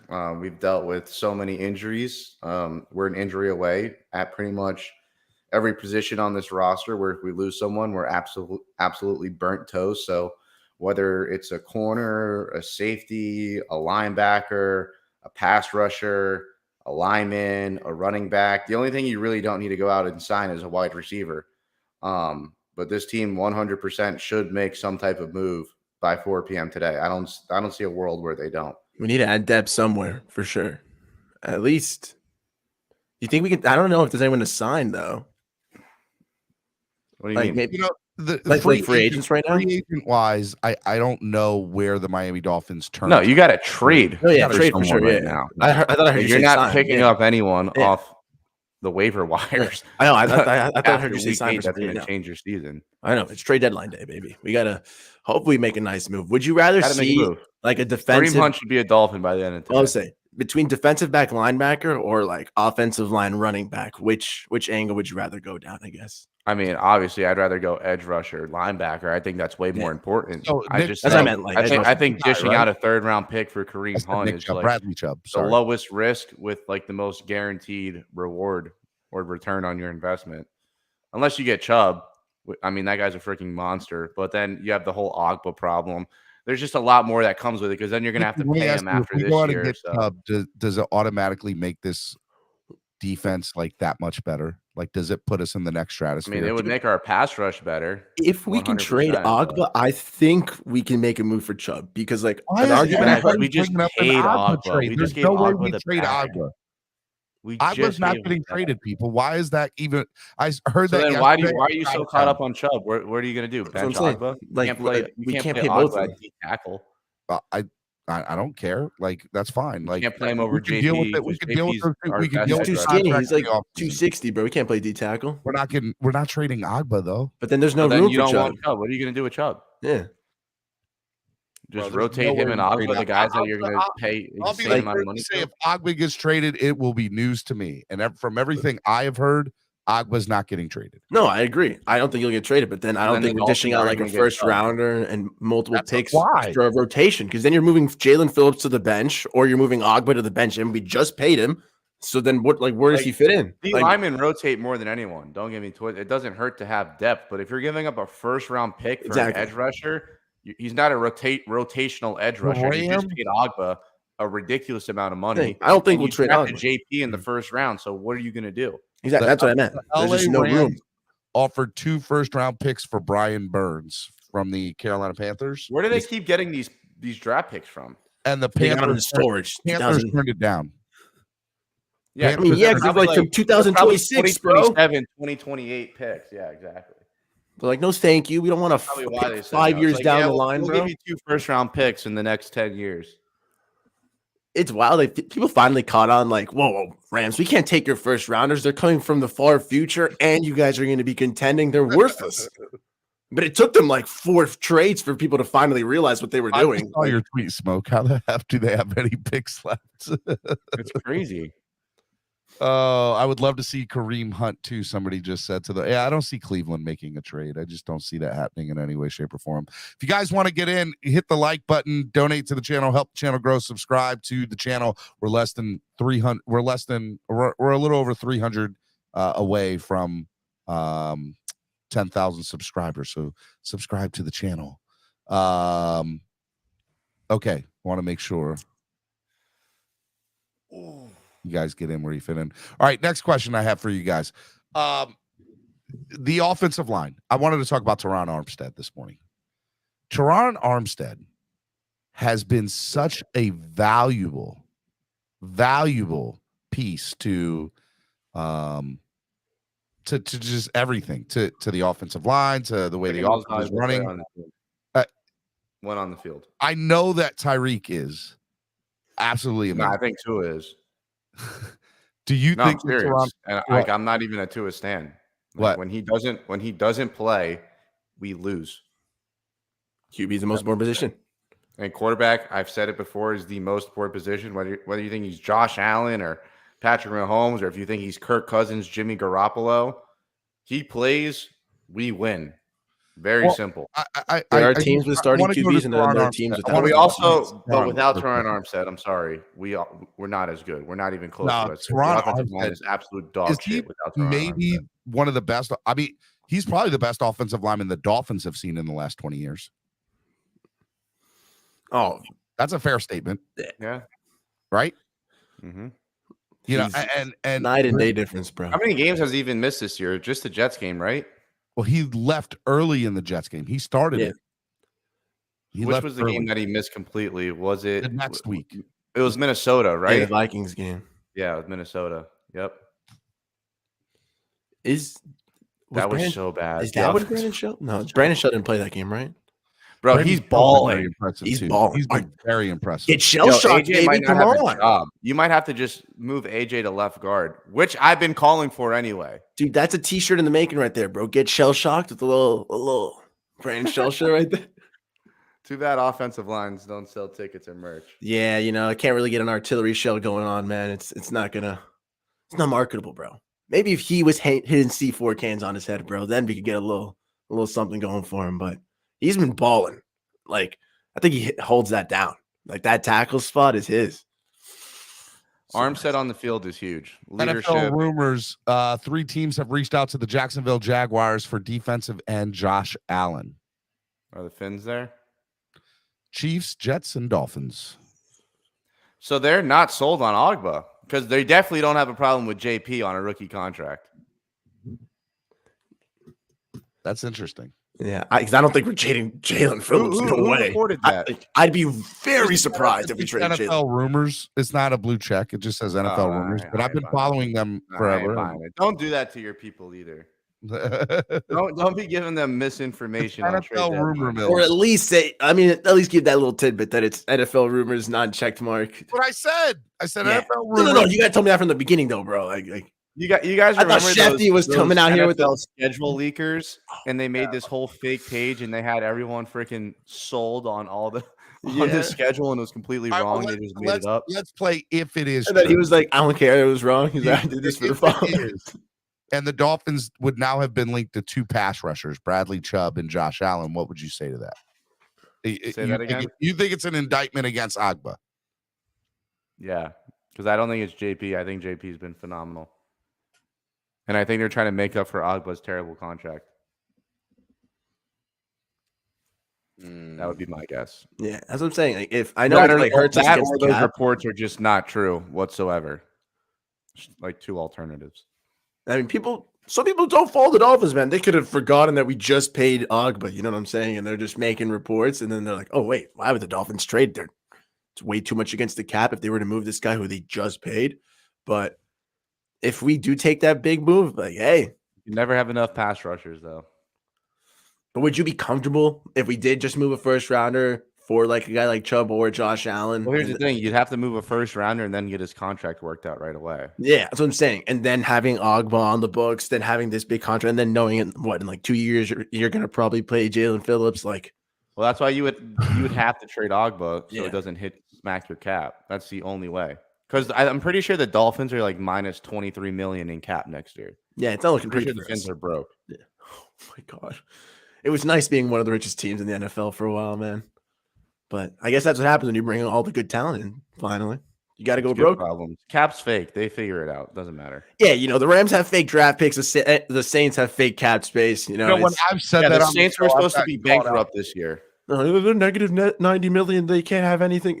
They're still making moves, and it's like, where are they getting the money from? The cap's fake. I'm not sold on the cap. All right, I have a question. Cap. So, somebody brought this up a little. I think Batman brought this up a little bit ago when he was on. The Buffalo Bills going after a running back. If the Buffalo Bills go out and get a running back, does it make the Buffalo Bills? Does it put them into the next stratosphere as a team? I mean, they're already the best team in the NFL. I agree. And we're the only team that's beat them.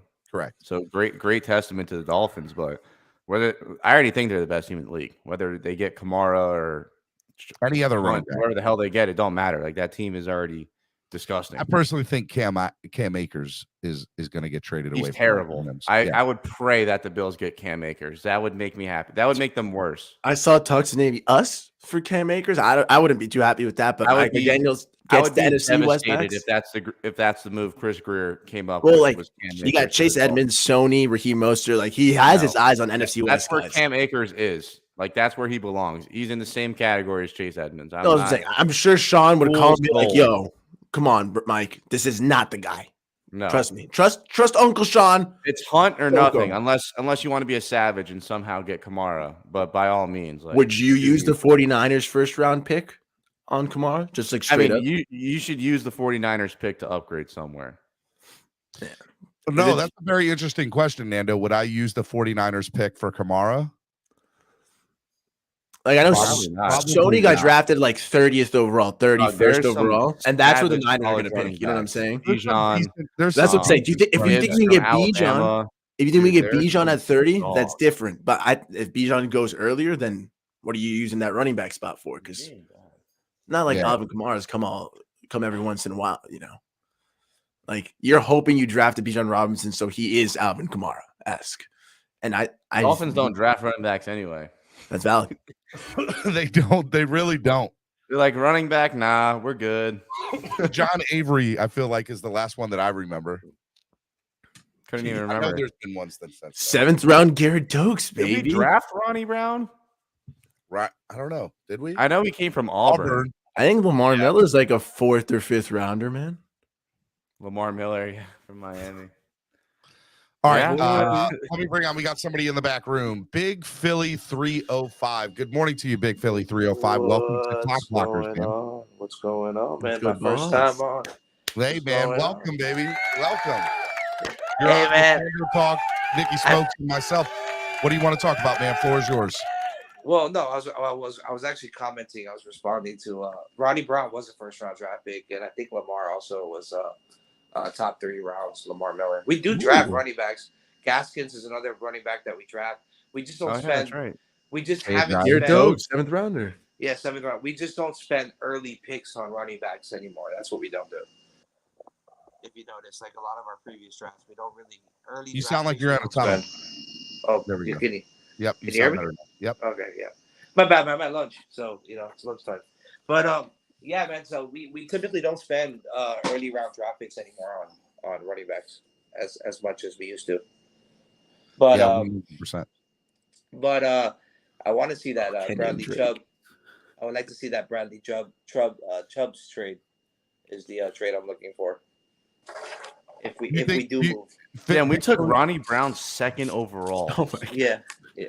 Hey, yeah, we did. Running back quarterback, bro. Philly 305. Let me ask you, do you think that Bradley Chubb automatically puts us into like does it make us a contender? Or where do you feel the Dolphins are at right now, Big Philly 305? Just as a fan. I would say I feel that we are already a contender. Okay. With the roster that we have now, do we have holes or gaps? Yes, we do. Specifically on defense right now, and the offensive line, but the offensive line has played relatively decent the past 3 weeks.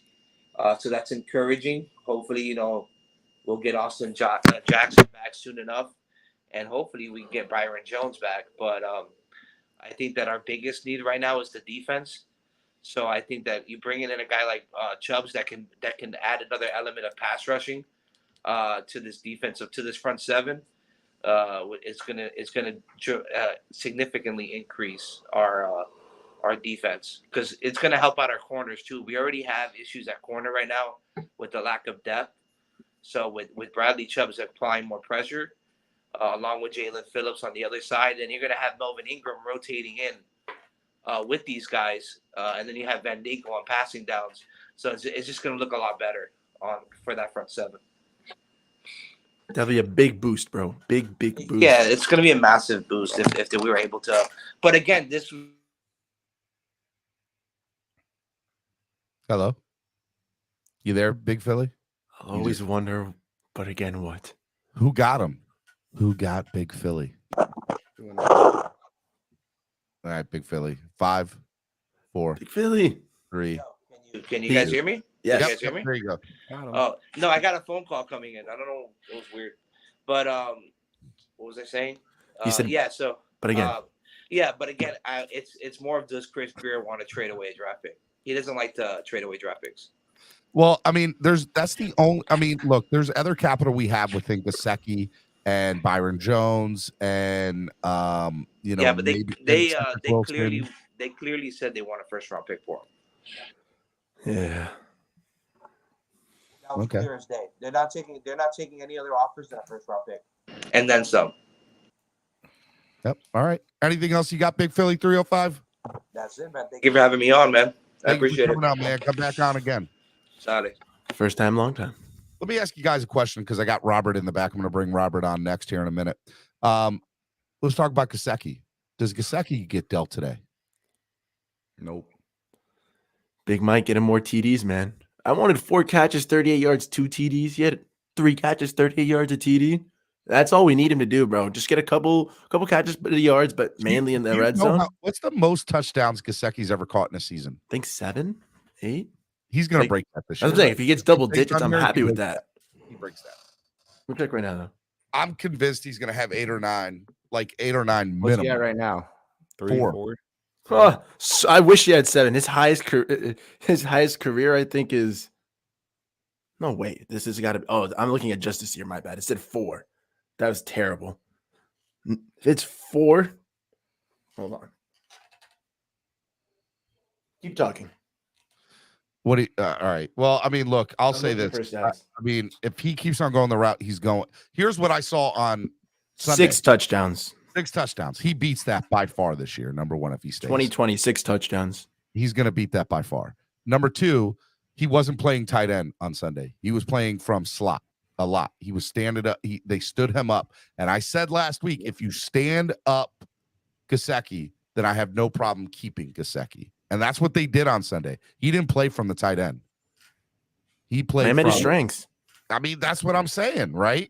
So, and right now it looks as though, and I don't know if you guys would agree or not, he's the 3rd best receiver on this team. That might be why they don't want to move him as well, though. It's like added depth as well. You know, it's like if What's up with Cedric though? That's It's what I 'cause that's the segue yeah. I was getting to. Like, why hasn't Cedric Wilson panned out the way we hoped he would? he's an That afterthought. contract is terrible. Huh? That contract is terrible. Well, I mean, the other thing That's is, another one that you got to try to pawn off. that's why I think the Dolphins Is are that throwing one pawnable? fires this year. Like, how would that affect us with the cap? Like, if we just signed Cedric, so that doesn't bite us that bad, right? It's not that big of a I don't know what contract. Cedric's contract is, but I I think know he's getting paid that like $10 million a year, maybe. I want to say he's been very disappointing because I bad. expected Cedric to come in here, be wide receiver 3, Azukama also to be up there with wide receiver 3 or 4. Azukama hasn't played. Cedric Wilson hasn't really gotten a lot of reps or made any impact. How about that? Hasn't made any impact on the team. So I don't know. It's bothered me. It has bothered me to no end. 3-year, $22 million deal, 3 12 years, million. 22 million. almost $13 million guaranteed. You want to hear something kind of funny? Go ahead. Dolphins only have $5 million in 2022 cap space. Bradley Chubb is owed $7 million, Yep. They can't fit him unless they cut someone. Eric Rowe is the juiciest fruit on the tree at 4.5 million, and he was the one that was inactive. You might move him. You might trade him. Who's taking Eric Rowe? Sorry, Rowe. And why would we trade somebody where we clearly need depth and help at? Verone McKinley season. McKinley's fast, dude. He covers up a lot of ground. So two things. Number one, I was very surprised. I was super surprised Eric Rowe didn't play. And then I was even more surprised when McKinley started the game. Yeah, him and Javon have innate chemistry. They've already played at Oregon, Together. I'll take that. It's either playing a subpar talent or playing a kid who has potential and has already chemistry with Javon. And it's like, if he can reactivate that and they can just re-click, at least it'll mask some of the other deficiencies. Hey, to be like, hey, he knows where he's at. The Washington Commanders are expected to release cornerback William Jackson if there is no partner by the trade deadline. That was the dumbest. Why would you even say that? I mean, not you, dumb. Why would they say that? Materialized. Jackson signed Who's going to trade for them? Jackson signed a $40.5 million contract in 2021. Okay, so just nobody trade for him. He'll get released, and you sign it with the Dolphins, or I'll send you a 7th round pick right now. If that happens, let him get released because then you don't have to worry about the contract anymore. Ooh. You can sign up for whatever you want. What if he wants more? I don't care. Like personally, let him get released and then let Greer call up and say what he wants. If he gets traded, don't they have to pay a portion of the contract? If they agree to that, they do. Valid. Because wouldn't you have to clear waivers? Like, couldn't he get claimed? So the Roquan Smith trade, right? Roquan just got traded to Baltimore. Do you know how much Baltimore's paying of the $5 million? $455,000. That's it. They're paying him the league minimum to play for him for the rest of the year. That's terrible. That's nuts. That's insane. That's nuts. The Bears are paying the rest. What's up with Chicago, man? All right, let me bring on the next guest or the next caller. We got Robert. What's up, Robert? What's up, $7 million was cheap for a receiver for what they were going for this offseason. What was Cedric? Yeah. Yep. I know, but he hasn't turned out to be anything, though. I'm not saying he's anything. I'm saying that's a contract you can move. Oh, yeah. Well, I mean, I think he's there. And I think there are plenty of teams that could use a wide receiver, right? Go look at what Cincinnati had to play with this week. Nothing. Go look at what Green Bay had to play with this week. Nothing. Green Bay could Jaguars, use them for sure. Jaguars Tampa maybe could use a receiver because they're so banged up. Yep. Cedric Wilson. Yep. I think Cedric Wilson fits. Chargers are banged up. They got no one over there right now. That whole team's hurt. I don't want to send anyone to the Chargers. There's definitely some teams in the market, but I mean, dude, what are you going to do with Cedric? I mean, he goes back there and catches punts. That's it. He does a fair catch twice a game, and that's it. You can make a fair argument, though, that he's just buried in depth. That's what I was getting at. Here's how you sell him. He's a great wide receiver. We don't have any room for him. We have Tyreek Hill, Jalen Waddle. You signed him to be your wide receiver 3, and now you got guys like we signed him to be Field getting minutes over him. We thought that as fans. We signed him to be a contributor on offense. Dude, you don't give a guy $22 million for 3 years and expect him to be your wide receiver 5. Yeah, we thought he was going to be the 2, and then we got Tyreek, and I guess – I don't know why. I agree. Like they should have just moved him to 3, but they're like, hey, you're not the guy for a wide receiver 3. Apparently, that doesn't fit whatever they're trying to run, whatever Wes and Daniel have. I'm not saying it's the smartest thing, but it seems like that's their vision for him. So if they want to trade him, like if then that'd be just showing that like we don't have a spot for Cedric, and they had a plan. Then Tyreek came and it totally changed everything. And by the way, that was the Waddle receiver 1. Nando, just real quick on your prior point, Nando, you said, why would you release that information that they can't find a trade partner? I think it makes it more likely because there's so much need at cornerback health. Well, now maybe a team might be like, you know what, maybe we can go get him for a 7th round pick and we can negotiate some sort of deal. So I understand why they released that information through Jeremy Fowler. I understand that. That makes sense. That means he has no trade interest before that. They were just trying to drum it up. That's crazy, though. It's interesting. I mean, so Greer's been good too about selling narratives and getting teams to give up more than you think they would for things. Yep, he has a track record of it. So I won't put us past us trading Cedric Wilson. Do I think it's going to happen? No, but I won't be surprised if it did. Greer's a Did I- great negotiator. Like he's always been able to negotiate. I mean, just sometimes the draft picks don't really work out that well. You're right. Like, Dob Cleveman, who's got a blue check mark, Nicky, said the Chiefs recently called the Jaguars about trading for Josh Allen and negotiations. is that a Decline defensive to end? negotiate. Yeah, defensive end from Jacksonville.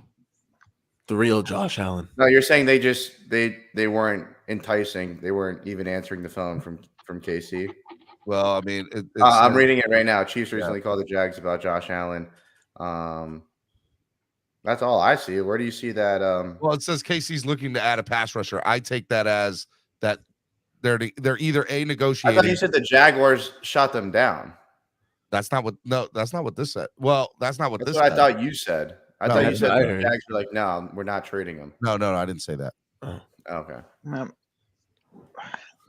I don't even know who I want. Like, a running back would be nice. An edge would be preferable. I don't think there's a linebacker out there to go grab. Cornerback, yeah, but who you gonna get?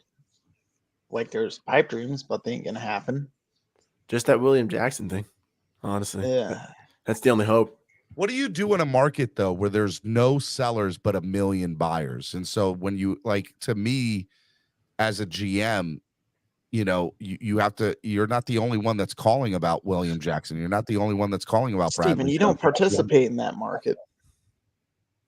You absolutely don't. It's like selling a house nowadays. You just say F you rates, and I'm gonna go rent that bastard out, and I'll come back to it when the market's right. Like, No, but we clearly know we need. So that's my point, right? So some people today were saying if the Dolphins don't make a move, it says a lot about the franchise and what they believe about this team. I think that's BS. That's a BS take. I don't think there's enough out there for the Dolphins to make a legit move. the Like only if let me ask you, if the Denver Broncos are saying, you know what, we'll trade Bradley Chubb, but we want a first round pick for him, would you give up a first rounder for Bradley Chubb? I don't have an issue with giving up a first rounder for a Happens to bona fide everybody. pass rusher. My like the thought process with Bradley Chubb, and you guys talked about it earlier, becomes that puts Emmanuel Marvel that we just signed. That puts Melvin Ingram. Is Trey Flowers on IR or what's up with him? I think Great he's on question. IR right now. Okay. I I don't think that's season long IR though. no. Checking. And then Jalen Phillips stacking Bradley Chubb. Like, I'm not ever going to be upset to have 4 or 5 good pass rushers, but the money becomes a problem at one point. However, if you get Chubb, your 3 stable ones that are going to be there are going to be Ogba, Chubb, and Phillips, because I think Ingram and Flowers were 1-year rentals. And yeah, I'm not opposed to Chubb now that I say that. You just have to make the money work. Real quick to Nando and Nicky. I mean, like, if Denver is overpricing Chubb, right, for whatever reason, right, and the Dolphins don't end up making a move, do you still condemn the Dolphins that that's how they feel about this team, or are you okay? Wouldn't you feel better? Well, they just didn't want to overspend, and I have no problem with that. Dude, that's I my just spin think on the it. Dolphins need to make some type of move, whether it's Chubb, Hunt, cornerback, whatever. You have to do something. You have to. You're one injury away from on any position on the field outside of wide receiver from having a disaster. I think they need to make a move. And the injury bug has been destroying this football team. But if they don't make a move, I don't think it's an indictment of their belief of the team. I think it's this would be a flawed assessment by them, but they would think, hey, this team is good enough and we've got the depth and we're good enough to win. Why sacrifice capital when we can go to the playoffs with the team we have right now? I think they do need more depth and they should make a move. But if they don't, they're like, why am I going to overspend if this is just such a cruddy market and a cruddy time? So little sellers, just overpriced players. Like, why am I going to oversell capital when this team is good enough to win right now? There's I never hope they a make lot a of move, sellers though but- at trade deadline. Yeah. There never really is. I hope they make a move. Nope, I'm just saying top if they 10 don't, pass I don't think rusher. it's because they're like, oh, the team sucks. We're gonna tank. That's why we're gonna lose anyways. That's why would I trade for anyone? Like, I think that's dumb. So I think I differ with you guys on one thing. I think I would like to see Gesicki traded, not because I hate the player, but because I want the asset. So the question is, what does it? We get an asset from him anyway at the end of the year. Yeah, if you walk, I mean, at best, we'll get a third. I mean, solid. But I would else take are you I gonna would give you take a for Mike proven Gesicki? player. You're not going to get more than a third from Mike Gesicki. At best, the second. Yeah, but what if you? Yes. Let I me can ask get a you, proven Nicky, player if we for called up in Carolina a right now, position of need. if we called up Carolina, and Carolina. You think the Carolina Panthers are going to give up draft capital for Mike Gesicki? Hold on, let me finish my statement. If we called up Carolina right now and they said we'll give you Taylor Moton, and we want a fourth and a Taylor Moton. We say we'll give you Gesicki and a fourth, and you give us Taylor Moton. Would you make that trade? I mean, obviously. Yeah. All day. Sure. You're getting a starting offensive tackle for a 4th round pick and a plug and play Gesicki. tight end. Yes. I would make that trade. We'll rock with Smythe and Hunter. We'll keep Easiest keep trade it of up. all time. Yeah. I know. Okay. I just want to make sure we're on the same page. So look, I will not be surprised if Gesicki gets traded today. I'm very torn. I'm split on it because I agree with Robert's statement. It depends on what you could get back for him. But I also want to see, I'm excited to see what he can do with this offense. If they stand him up the way they did in Detroit, he's going to be fun to watch with this offense. I don't think he's going to be here next year at all is a problem. I think he's gone after this year. And Smythe looks good. I'm not disappointed with Smythe. And it's not like Gesicki's making game-breaking plays over the middle of the field all the time, like he has in the past. He's just being efficient in the red zone, which isn't bad. I'm happy to see it. But do I think Smythe can do it? Yeah.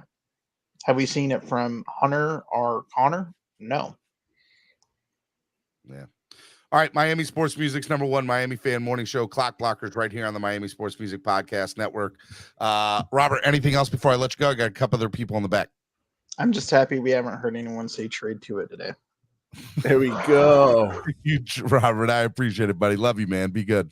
See ya. All right, before I bring on the next guest, just want to remind y'all, hit the like button. Subscribe to the channel. We got over 217 people. If you are not subscribed, hit the subscribe button, turn on the bell notification, and text your friends, your brothers, your sister, your mother, your cousins. Say, hey, please go subscribe to Miami Sports Music on YouTube. We are over 300 people away from being at 10,000 subscribers. I need your help, guys. I need everybody's help. We want to hit 10,000 subscribers, and we can't do it on our own. We need your help to do it.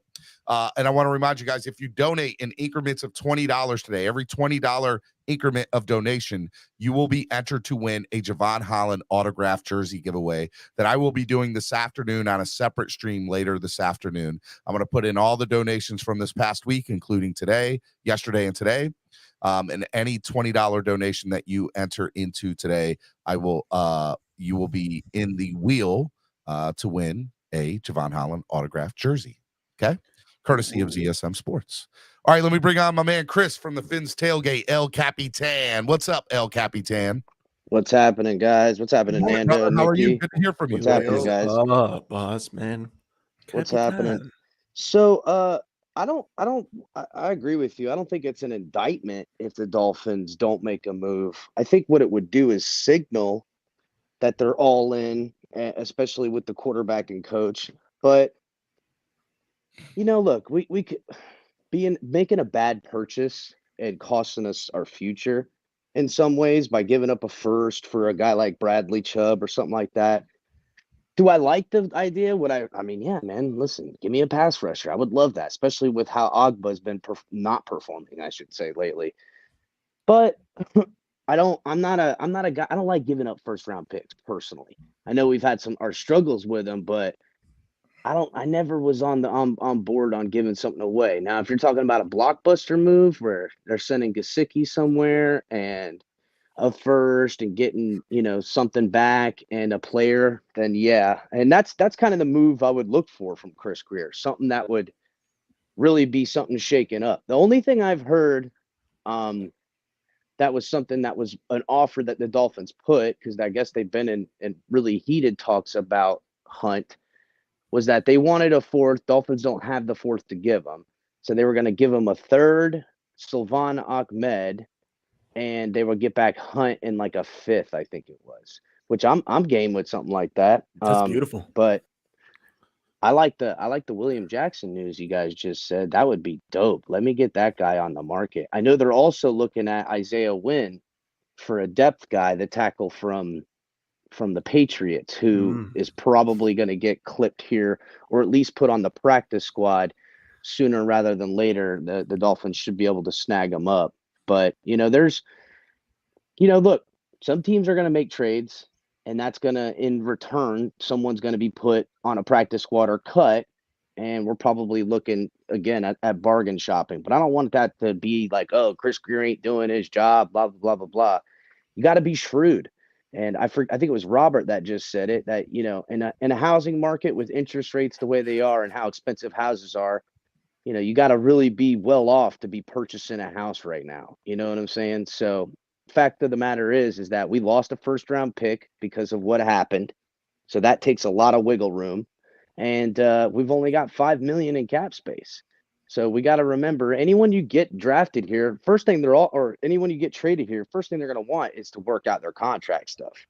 You know what I'm saying? So it's dicey times, guys. And if we bring in a guy, we just got a donation from Fins in the House, $20 donation. Thank you, Fins in the House. Go ahead, man. Sorry about that.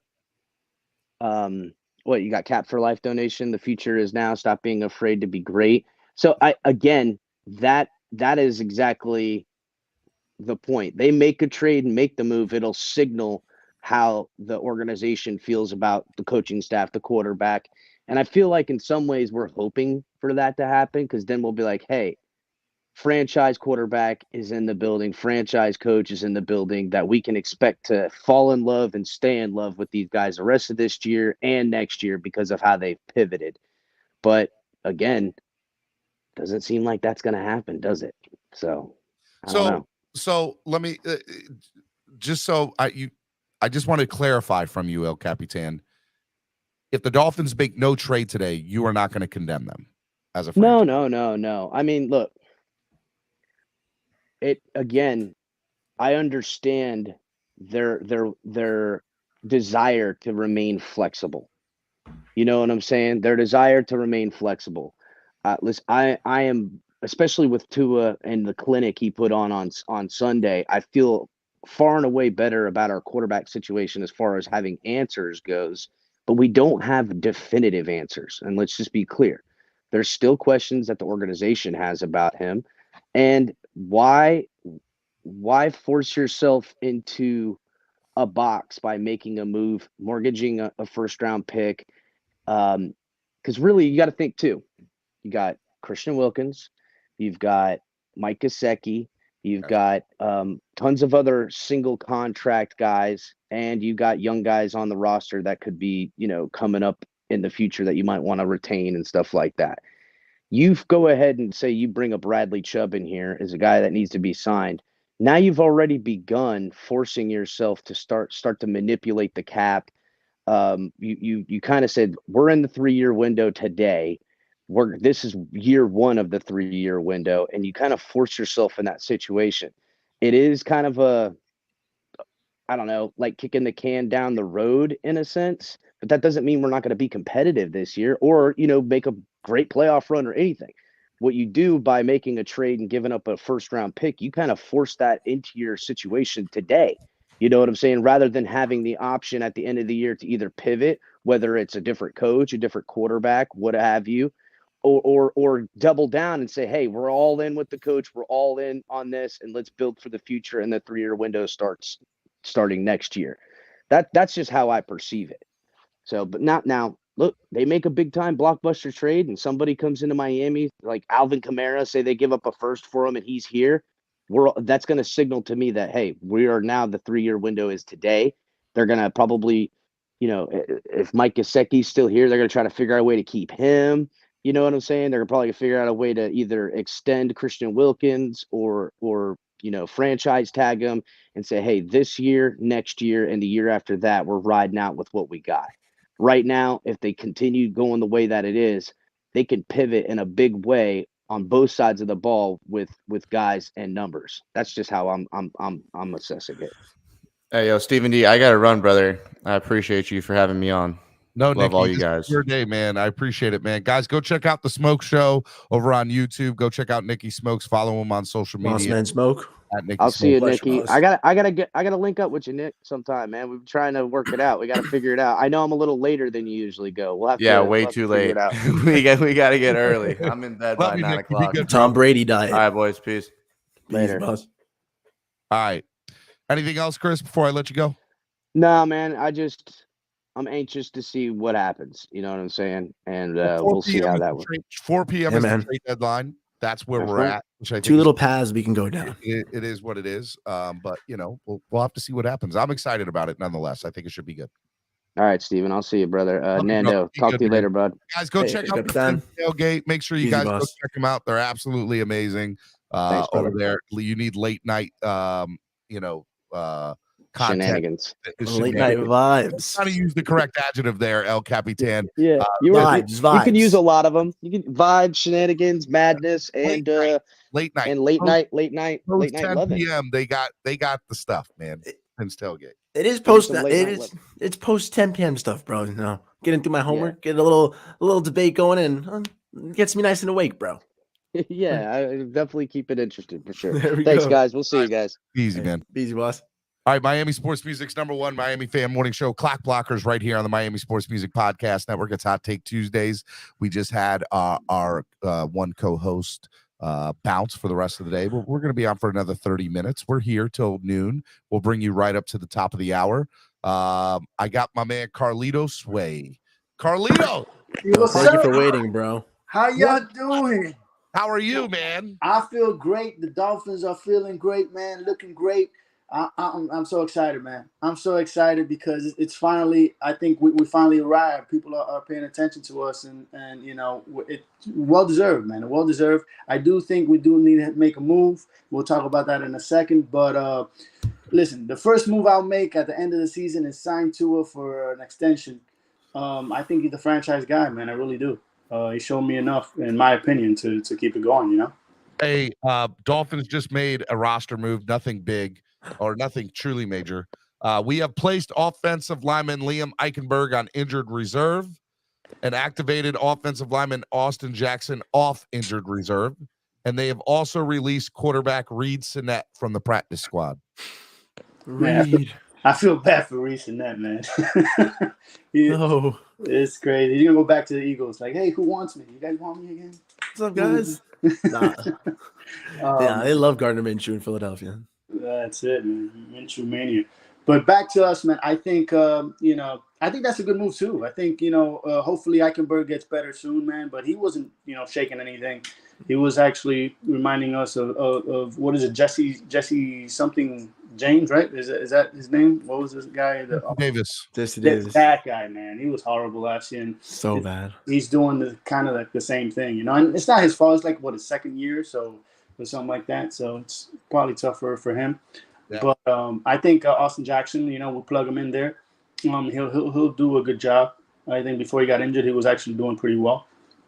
So I think that's actually a good move for us.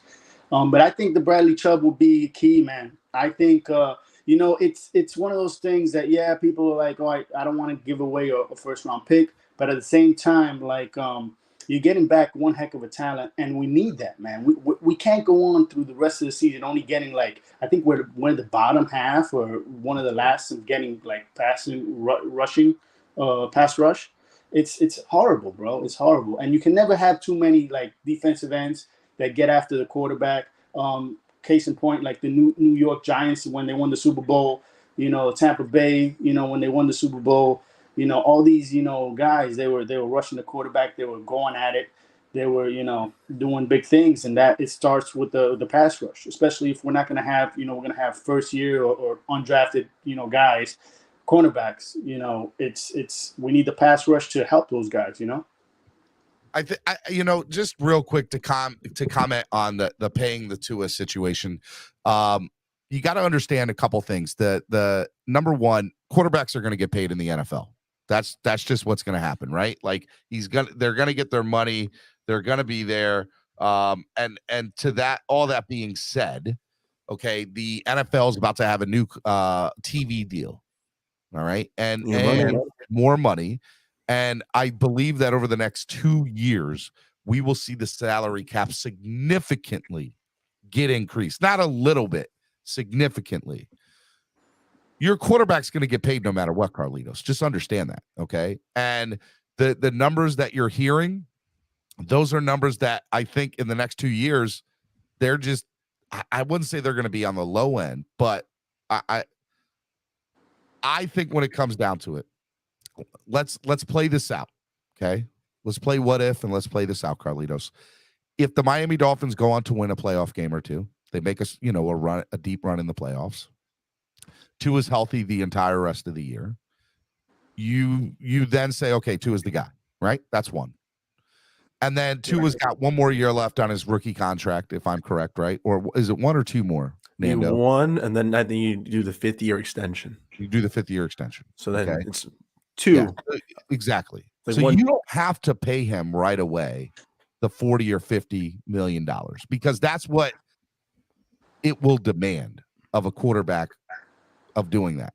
Okay. And I think that's going to be a thing. And so you can hold off on another year or two. And then let's say he ends up winning us a Super Bowl, or we get to a Super Bowl, we make another deep playoff run. You already know they're going to build around him for the future and everything, right, Carlitos? So just put in the back of your mind, the Dolphins are going to pay for a quarterback. It's going to sound like we're getting paid of too much, but I'm just telling you, Carlitos, at the end of the day, quarterbacks are going to get their money. It's going to happen. I agree. I just don't. In my opinion, this just could be me, and I could be like the lone guy in the island here. But I rather have Tua than what's his name? Lamar Jackson, and that's just me. I think that he's a better decision maker, and I feel like he's a better fit for our offense, especially doing what we do. I like him better. Right. And good, better, and different, Carlitos. I hear you, and I'm not agreeing or disagreeing. I'm just saying no matter who your quarterback is, no matter your high-valued starting quarterback is, all right, and they're both high-value starting quarterbacks, right? I think that's a fair adjective to use. Then you have to say they're going to get paid. They're going to make the bank. They're going to make money. And I don't want you to think, oh, well, if we wait, what does that say for the rest of our team? And does that put us in salary cap hell, or does that handcuff us to go out and get we'll manipulate the cap? We can manipulate the cap any way we need to. We've already seen Chris Greer do that. We already understand how it is. And then to go back to the TV deal, right? So this TV deal, the way that it's going to work is what happened for the last 10 or 15 years is DirecTV paid X number of dollars. I think if I'm correct, it was like, was it $1 billion? I don't know if it was $1 billion. It might have actually been half that. It might have been like 500 million. Might have been like 500 million to have rights for 10 years or 15 years or whatever. DirecTV's had it way longer than that. I'm just talking about their last contract, right? So they pay the NFL $400-500 million. And then they can turn around and sell advertising or do whatever they need to do. And they can sell the NFL Sunday ticket. So they have the rights to it, right? What's going to happen now is, especially with streaming and be the way that it is, either Apple or YouTube or Amazon, I think those are the top 3 bidders, are going to go to the NFL and say, all right, we will give you, I think it's going to end up being a $2 to $3 billion deal. And they're going to go to the NFL and they're going to say, we'll give you $3 billion for the next 10 years. Dang. So that we can stream the NFL. And what this is going to do is bring in more revenue to the league. And they're going to see that it behooves them to say, you know what? Well, we can allow NFL teams to have a higher salary cap to allow to pay players even more. All right. It's a bubble and it's going to keep growing. So if Patrick Mahomes is making $50 million a year, which he is, by the way, you don't want your star player to play with crap players because the salary cap's the same. So you're going to tell the NFL, okay, well, we'll make the NFL salary cap even bigger. So that's what's going to happen when it comes to this deal with the new TV deal. And that's just inside the US money. That doesn't include outside the US. So let's say Amazon could say, we'll take the US streaming rights, and YouTube goes anywhere outside of the US, we'll take the streaming rights. The NFL figuratively could make $2 to $3 billion on US rights and another $1 billion of outside of the US rights. They could make $3 to $5 billion in this new TV deal. That's insane. That's insane. So, you know, and we also have to understand that contracts are getting that too, because we see somebody like Patrick Mahomes, who's this league's best player for all intents and purposes, get a $500 million deal. Yeah. And then the more That's you gonna pay, be like pennies compared to what they could get, I guess, in the future, right? With all this deals. Again, I don't know if it's pennies. It's still the biggest contract of all time. It's still absolutely amazing. You know, unreal from a pay wise. Like, that's a big number. I was just thinking. I'm telling you, in the next 2 to 3 years, I think a starting quarterback that gives, like, is a good starting quarterback, not your average. I'm talking about good and above. Okay, or really good and above. Starting quarterback is going to make $40 to $60 million a year. And I think that's what you're going to see over the next three to 5 years. That's just going to be normal. We just saw receivers spike up in contracts. Do you think other positional groups could spike up as well if the salary cap increases? They're like, yo, I want a piece of the pie. Like 100%. That's a big thing to factor into. I think that'll improve the quality of football in general. We just You can gave pay Tyreek. everyone. That's what I'm saying. Look what Christian Kirk is making. You know, like Christian Kirk is making $20 million a year, I think, or something, $17 to $20 million a year. He's making like a little less than Tyreek, I think. It's insane. So if Christian Kirk is getting paid that, you got to think that, you know, Jalen. What do you think Jalen Waddle is going to ask for when his contract is up? Of course, it's going to be up there.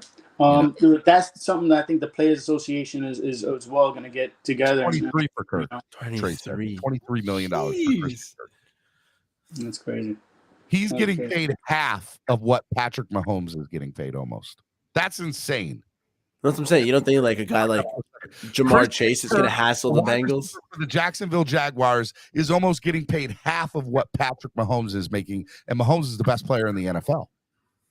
I think that was the most surprising contract. Would you guys agree? That was so well. Kirk? Oh yeah, 100%. 100%. People I think it was a glimpse of that spike, though. You know, of other positional guys saying like, "Hold up, like, why would I take $10 million? Why would I take a fifth of what Patrick Mahomes is getting when I can get almost half?"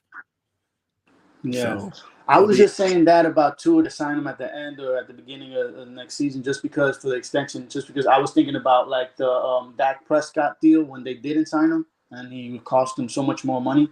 But he was a 3rd round pick, you know, so it's probably a different avenue there. And the Kirk Cousins avenue too, like he's making buku money too. And to me, he's not that good, but I mean, with Dak, they didn't have the flexibility of that 5th-year option. So I think what they do is they franchise tagged him, and then his gamble paid. He gets hurt, right? And then Jerry Jones still says like, "Yo, I'm going to honor it, and I'm still going to pay you because you were balling before you snapped your ankle." And then he still got the big money, but that was almost like it's kind of a classy play, honestly, on the Cowboys' part. All right, anything else, Carlitos Way? I got some other people in the back I want to bring up. Yeah, no. Last thing, don't be afraid to spend the first round. We got a first rounder taken away for nothing. That's all I'm saying. I love you, brother. Be good, Carlitos. Thank you for the support. Miami Sports Music's #1 Miami fan morning show, Clock Blockers. We got about 20 minutes left till the top of the hour. We're going to stay on. Want to remind you guys to hit the like button, donate to the channel, help the channel grow. Every $20 donation. As a matter of fact, I'm going to do you one better. For the rest of the show, from now till the end of the show, it's 11:41 till noon. Next 20 minutes. Every $10 donation to the show, you will get entered to win the autographed jersey for Javon Holland. I'm going to cut it in half. Every $10 donation between 11:41 and the end of the show, now, you will be entered to win an autographed jersey of Javon Holland. Okay. I'm going to do the stream later this afternoon. Okay. Probably around 3 or 4, maybe even 5. So later this afternoon on the channel, I'm going to do the giveaway on the stream. You don't have to be present to win. Okay. If you win, I will figure out a way to get a hold of you or vice versa. but you will get a autographed Javon Holland jersey courtesy of ZSM Sports. So make sure you guys do that. Every $10 donation between now and the rest of the show, we're going to do that. That's a big deal. So donate to the channel. The money goes to helping the channel grow, using equipment, being able to do more live streams. We want to be able to help this grow. And when the announcement I make tomorrow, you're going to understand why we're growing, because Miami Sports Music has a major announcement tomorrow. So I'm pretty excited about it. It's going to be awesome. Let's go. Be on the lookout for that tomorrow morning right here on the show on Clock Blockers. We're going to do it. You don't have to put your thing on. You don't have to do that, Nando. All right, let me bring on the next person here. Oh, by the way, subscribe to the channel if you're not subscribed already. Come on, subscribe. Yeah, subscribe or I won't listen to you. There we go. Then I'll have to put it. Dolphin Don, good morning, man. Good morning, Steven, and good morning, Nando. Good morning, Dolphin Don. Dolphin Don, one of my favorite fans. How are you doing, good sir? I almost lost power for a second. I saw that. Brother, I am doing great, man. We're on a little win streak here, and we got Tua back. We are on a little win streak, and we got Tua. Yes. Life is good right now. What's not to love? And you know what, man? I got to thinking about this. Okay, who do I want us to get? Do I just want to get Kareem? Do I want us to get Bradley? And then you think about it. What do we need to beat the Buffalo frickin' Bills? That's all I care about. Yeah. I mean, look, I think that one of the things you need to do is stop Josh Allen, right? Exactly. And bringing a guy like Bradley Chubb, that helps, man. That helps. Bam. You just read my mind right there, brother. So, I mean, it'd be nice to have Kareem Hunt, but I don't know how we're going to be able to afford him and Bradley unless we're just waiting to the last minute till they get desperate. I mean, again, to what Nando's point is, we can manipulate the cap every which way to Sunday. That'd be weird. I mean, Dolphins have to be smart enough to do it, but I think we can do it. Greer is smart enough to do it, and he has done it. We have restructured. I agree. And and who could we afford to lose on the team? I mean, I don't want to lose to Gesicki, but here's the reality. These are the names you need to say that could not be a Dolphin by the end of the day. Gesicki. Yep. Cedric Wilson. Yep. Eric Rowe. Byron Jones. Chase Edmonds, maybe. Yeah. If you can get rid of him, if somebody wants him. Yeah. Those are 5 names right there. All names that might not be Miami Dolphins by the end of the day. Yeah, and Byron wants out of Miami, so you could probably just add him in as like a little sprinkler for something. Yeah. I mean, look, Byron, it's clear he doesn't want to stay here, and yeah.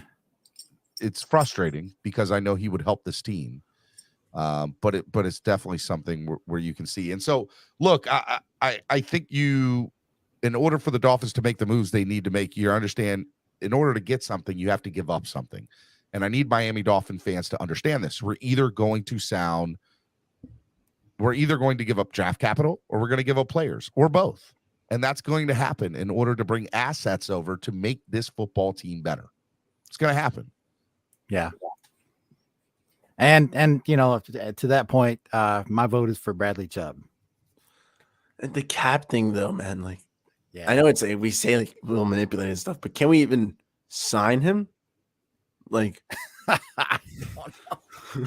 I think so. Was saying he have like negative 23 million or something, like, or he's on 7. No, what was it? He's on 7 million right now. We only have 5 million left. You'd have to clear up an extra 2 million or something. So it had to be like an interesting move for Chubb. But like, I would want him. But yeah. So Denver's in a rebuilding mode, right? They got. I don't know. Wow, yeah. They just got Russell Wilson with the rebuilding.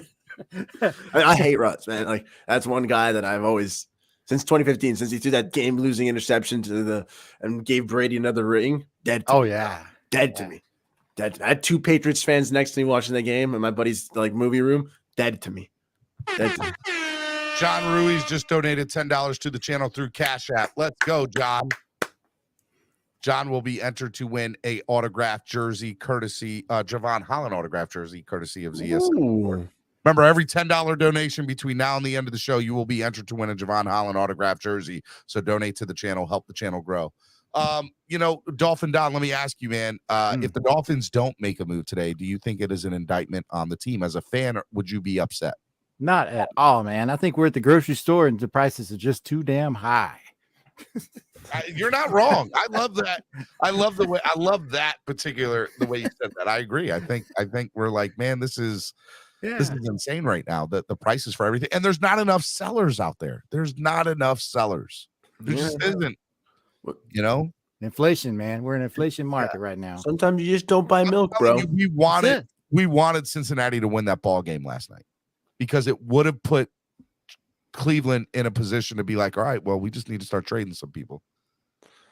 I mean, that would have been big if the Broncos and Cleveland lost. Then those been two teams who would have been a little bit more, incentivized to start trading a little bit. Here's why I think Denver is because Denver understands we might have made a huge mistake in this Russell Wilson deal, and we need to start figuring out how to correct that. And part of that is we need to do just a complete rebuild. And that's what I think personally about the whole Denver situation. I still see Denver trading away assets and players, and this or getting assets and trading away players. Carolina, I think, is in that same situation. Although they like PJ Walker, and Carolina, believe it or not, looks good. Man, PJ Walker, that throw on Sunday. Did y'all see that throw? XFL legend. 68-yard pass, and it was on the money. It wasn't a 68-yard pass, and it was a yak. It was a 68-yard pass. That man's got a cannon. DJ Moore's a monster too. Yeah. So, it's good stuff. Guys, hit that like button. 100 likes out of 192 people in the room. Let's go. Hit the like button. Look, I want to see the Dolphins make a move. It's important that they make a move. But it doesn't have to be anything huge. Is it going out and signing a somebody who gets released? Here's the other thing too. I just retweeted this. So with the situation of where's it at? I want to make sure I have it up here. I guess I didn't retweet it. Here it is. Yes. Dan Graziano of ESPN. To be clear, any player released post-trade deadline, if a player's going, let's say a player doesn't end up getting traded at the trade deadline, the team realizes, all right, we're just going to release you. A team claiming a player's salary would have to assume the remainder of the guaranteed 2022 salary. So, for example, in the William Jackson situation, the cornerback in Washington for the Commanders, right? Right now, Washington's trying to figure out a way to trade him. They're not getting what they want. Any player released post-trade deadline is subject to waivers. A team claiming Jackson would assume the remainder of his $5 million guaranteed 2022 salary, plus his non-guaranteed $12 million next year, though he'd have the right to void the 2023 year and become a free agent if he wanted to. So that'll be very interesting to see. If a player gets released, you still have to look at their guaranteed money for the rest of this year. And it goes back to Nando Talk's point of how do we manipulate the salary cap? How is that going to work? And to be clear, I feel like I trust Greer with that. I feel like Greer is a salary cap wizard when it comes to that, personally. He's proven to be so far, right? If there's one thing you can do, it's manipulate that cap. Steven, how much do we got to donate for you to keep going till the trade deadline is over? Whoa. Galoo. $500. If somebody donates $500, I'll pay it. Damn. All right. I do wish it was like the NBA like trade deadline, because then at 3:00 you could just go from like a 3 to 4 o'clock show and then just wait for the madness to start within that last hour, and that'd be a crazy time. But it's not. Like, we'll probably see like 1 or 2 deals throughout the league today. Nothing crazy. I'm hoping the Dolphins are one of them, but I don't know. Yeah, I want something. I want something. Yeah. Dolphin Don, I've always liked your little son. The little son you have, by the way, always makes me smile. Thanks, brother. Yeah, that's what it's all about, man. I wanted to be something different and also be Dolphins. So yeah, man. I just look at it, and then when you're talking, the little circle goes around, and I'm like, hey, there you go. That's a good vibe right there. Dolphin Don. Yeah, Dolphin Don smiling around and talking. Because you can hear the smile in your voice. You know what I'm saying? Like you could tell. Like you can tell you're happy and you're enjoying. You're having a good time. You know. So The sun helps convey that little message. So there you go. Thank you, brother. Well, how can you not be happy listening to the #1 Miami sports music podcast? Did I get that? Right? I like that, Dolphin Dot. Was it better? The #1 Miami Dolphins morning show podcast, Clock Blockers. Yeah. I love it, man. I love how they're trying to do they're trying to raise the money. Who else is in? Let's Who go. else has got it? I love it. Well, somebody's got to donate first, and maybe more people will donate then. That's what it has to happen. You just got to do it. I'll see how close you guys get. You guys got 7 minutes. Let's see how close you guys get in 7 minutes. I mean, Javon Holland is pretty nice, man. If you guys raise a big enough number, I'll stay on. My man. We making it happen right here. I'm trying to. All right, Dolphin Don. Anything else before I let you go, buddy? Nah, man. Keep up the good work and keep smiling, Nando. Hey, there you go, boss. I appreciate that, man. All right, bro. You as well, bro. Keep Thanks, smiling. man. You will do. All right, y'all. I love you, brother. Be good. Easy, boss. Stay back. safe. Yep. All right, Miami Sports Music's #1 Miami fan morning show, Clock Blockers, right here on the Miami Sports Music Steven, Podcast did you see this? Network. What? Bam. Colts fired offensive coordinator Marcus Brady. What a People loser. getting fired today, boy. People getting fired. Joe, what are you looking for? Hold on, Steven. I was at the gym and one of my sources. One of my sources reached out to me, so I'm just trying to confirm with him. I just pulled up to the swap meet. And, yep, there it is. I found him. There go Greer at the swap meet. Yep, he's shopping. Yep, it's fully confirmed, Steven. It's fully confirmed. Sources Yep, tell. I confirmed it. I can see him. Bonjo on the scene. It's a dude in a suit wearing glasses and his head is shaped like a milk dud. Yup. Definitely. You got like the little undercover van. You're just like tailing him. Yep. He's shopping at the swap meet. Yep. You got to get behind him so you can see who he's calling.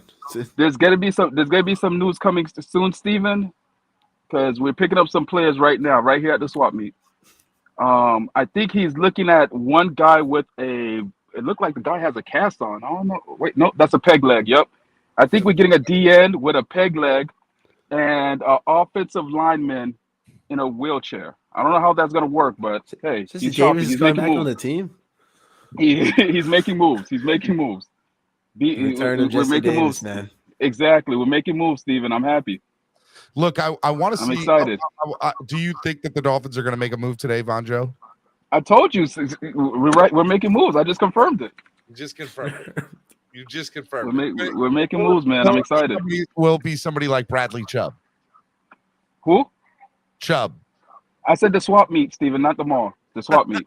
Not. We're not at the boutique. This is not the boutique. No. All right. I think he's actually going into his wallet himself, and he's paying cash. I think this player is worth like at least $20, so it's a good depth piece. You're funny, Vonjo. It's a depth piece. We're about to rack up on depth, baby. All type of depth. Peg leg D tackle. We rock. Here you see his bald head. Andrevia says We're gonna get all type of depth. By the time we're done, no team is gonna have depth like we have depth. Okay. You sure you're not looking at Pete's gas station attendant? I think Pete's gas station attendant is next to him as a scout, so that could be a problem. That makes A questionable evaluation. Yeah, so don't worry, guys. That's where the peg leg comes in. It's all good. So the positive news is, by the time the trade deadline is done, nobody will have more depth than the Miami Dolphins. Now, would that depth be starting? That could be the bad news, but just guarantee we will have we will have depth at every position, even at starter. Just depth. All right. We're gonna see. We're gonna see. Anything else before I let you go, Vonjo? Nope. We're having depth like the Mariana Trench. All right, the deep blue sea. Depth, baby. Tell people to donate. $10 gets them entered to win a awesome autographed jersey. Tell them about that.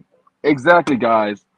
You guys could donate to the channel. What is that? 1,000 pennies? 1,000? I don't know how many pennies. 1,000 pennies. What is that like? I don't know. 40 quarters. Listen, donate to the channel, help it grow. You Nicholas too. Taylor just donated $10 on Cash App. See, there you go. You too could have depth like the Miami Dolphins. Love it. You That's too. Warriors shallow, some it's like puddle water. So much depth. so much. All right, Steven. Love you, Hey, man. I'll even holler a at you. puddle is deep to an ant. I'm gonna go run up on Chris Gear right now. Okay, I'll holler at you guys. All right, I'll let you go know what run up happens. on Chris Greer. Love Von Joe. If you guys want to see Von Joe will be with me at the next tailgate for the Cleveland game, which will be a lot of fun. Von Joe will be Von Joe on the street at East 32 Dolphins tailgate. It'll be a lot of fun. If you guys want to come to that, in the description below, you will see the link for Tail Greeter. Go to Tail Greeter. Yeah, let's go.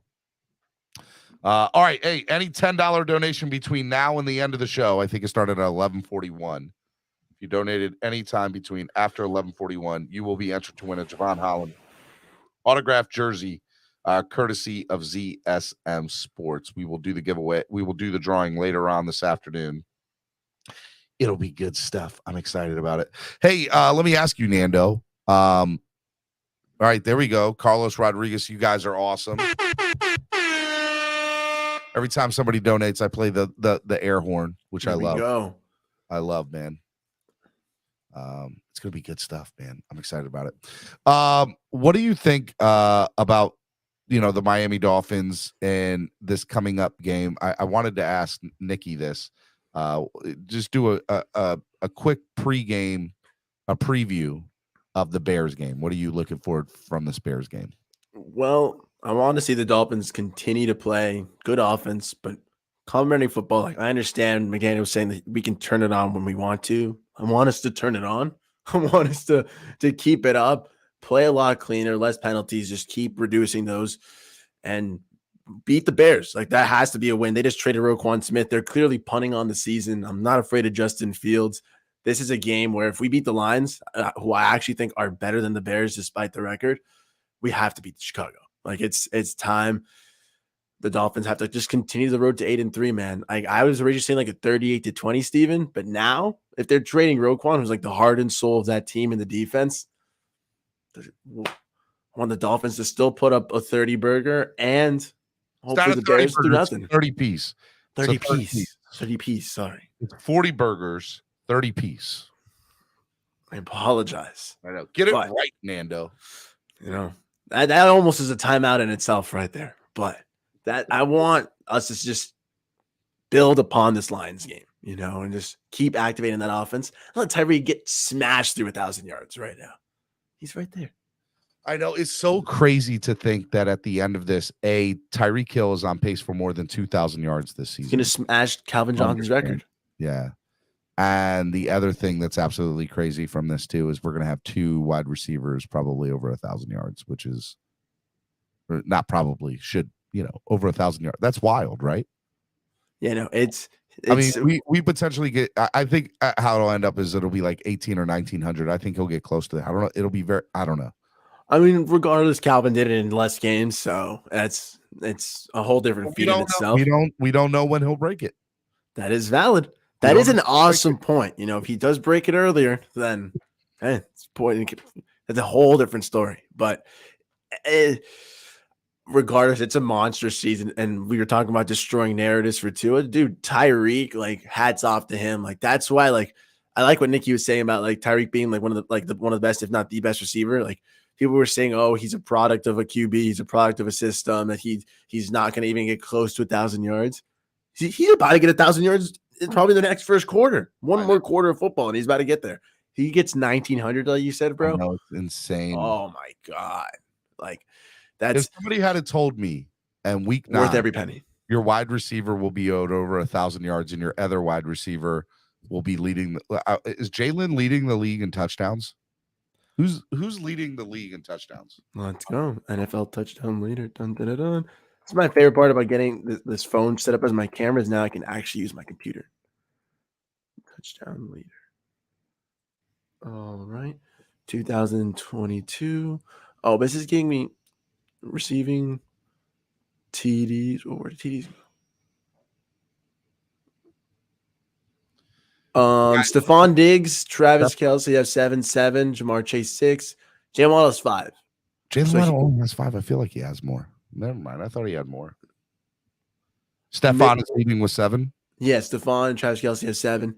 I mean, like 4 of those came in one game for Travis, though. So like, and then dang, that's crazy. Yeah, but Devonta Adams, Mark Andrews, AJ Brown, Amari Cooper, Cooper Kupp, and Jalen Waddle all have 5 touchdowns.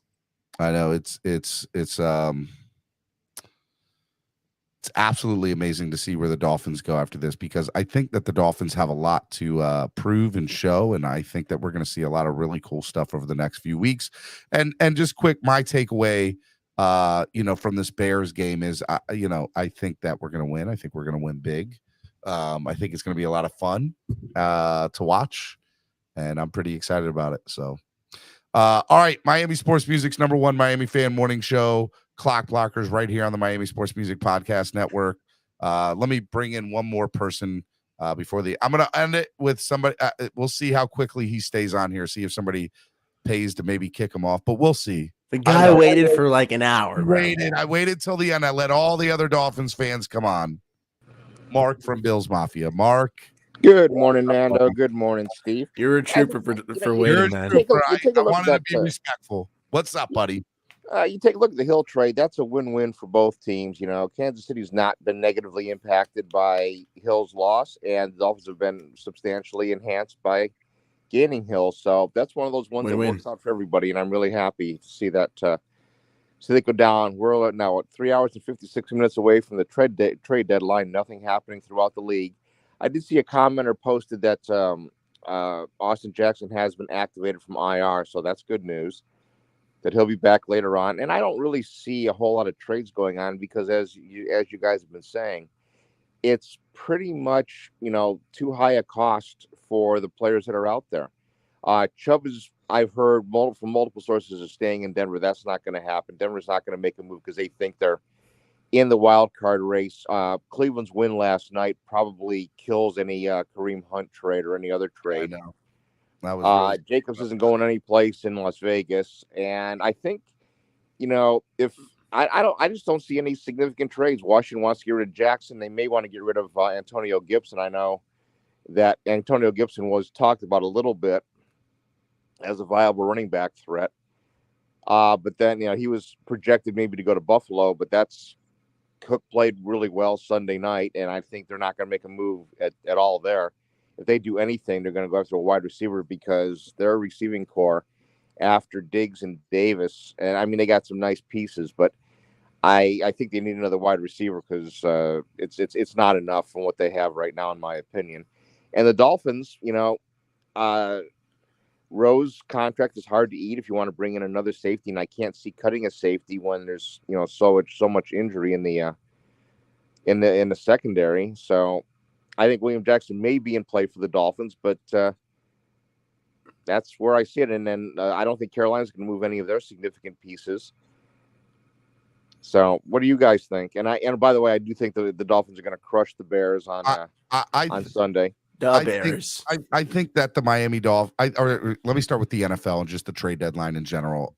When Cleveland won last night, I said this hurts the entire NFL, because I think in order to see a multitude of trades, there needs to be a multitude of options and people wanting to get rid of players, right? And there's a limited amount of trades, and there's a limited amount of players that are available, for trades. And these people, because there's not a lot of options, they're asking for the world, right? If the sources are true that Brian Burns, that Carolina said no to 2 first-round picks. Now, even though they might have been 2025, 2026, 2027, whatever first-round picks years down the road, that's still 2 first-round picks. And I get it, but if they still said no to, that just tells me that right now everything is just going for way too much. If you make the announcement that, hey, we're trying to, trade what's his name, Jackson, out of Washington because you're not liking what you're hearing, I feel like if Jackson's price is probably too much for Washington. So you take all that into account and you got to understand where it's at. But then I look at a trade like what you saw with Baltimore in Chicago for Raekwon Smith. And to me, it was a very fair trade for both sides. I thought both sides made out tremendously. So do I. I don't understand why the Dolphins didn't make a comparable trade. Baltimore made out better because they got a starting caliber player on defense and only have to pay him $455,000. You know, but he's also a walkaway free agent next year, and so is Jackson. So, is the price that you paid worth a rental? And that's really what it is. Only the Ravens can decide that. Well, understand, they blew 3, double-digit leads, and that's the reason why they're not further up in the standings. And right now, where I see the Dolphins, you've got, Buffalo and KC at one level. You've got the Ravens and the Titans at the next level, and the Dolphins right in that. So, they're a solid playoff team, in my opinion. They're an 11 or maybe 12 win team, and a 5 seed. Baltimore is? Pardon? Baltimore's an 11 or 12 win team? No, Miami is a 11 or 12 win team with a 5 seed. I've straight up said the only 2 games that make me nervous. I don't want to say scare me because I don't like to use the word scared. But the only 2 things that make me nervous are the San Francisco 49ers and the Buffalo Bills game. Everything else, I think we are. Yeah, the Chargers are overrated. They're getting bad coaching, a ton of injuries. There's not a whole lot going on. I think the 49ers are for real. I think the 49ers are for real, and I think their defense is ridiculous. And they all propose out to be healthy by the end of the bye. Yeah. So look, I think San Francisco is legit. They're going to make a deep run in the playoffs. It's just right now the way I see the standings in the AFC East, regardless.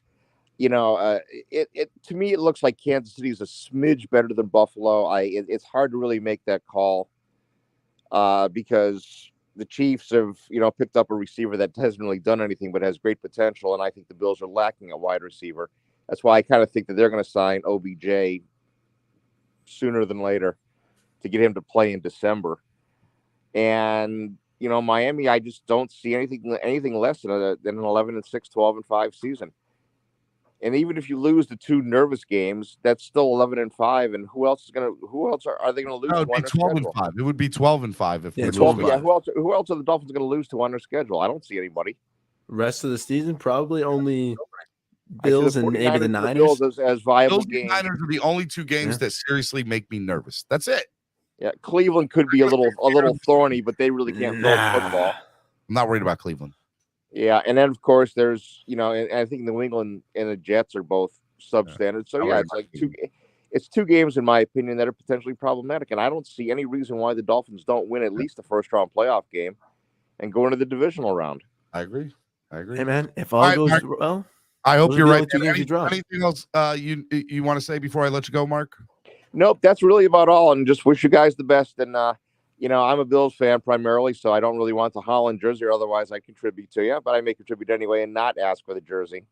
Well, if you want to contribute and donate your slots to somebody, you can do that as well.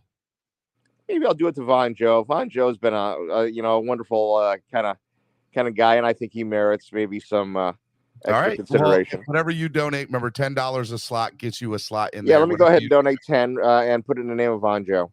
Oh, look at that, man. That's love right there. I appreciate it, Mark. Thank you, brother. Take care. Have a good day, guys. All right, bye. Miami Sports Music's #1 Miami fan morning show. Mark was good this morning. I liked it.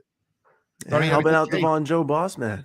All right, I got 2 people left. I'm gonna let these 2 people come on.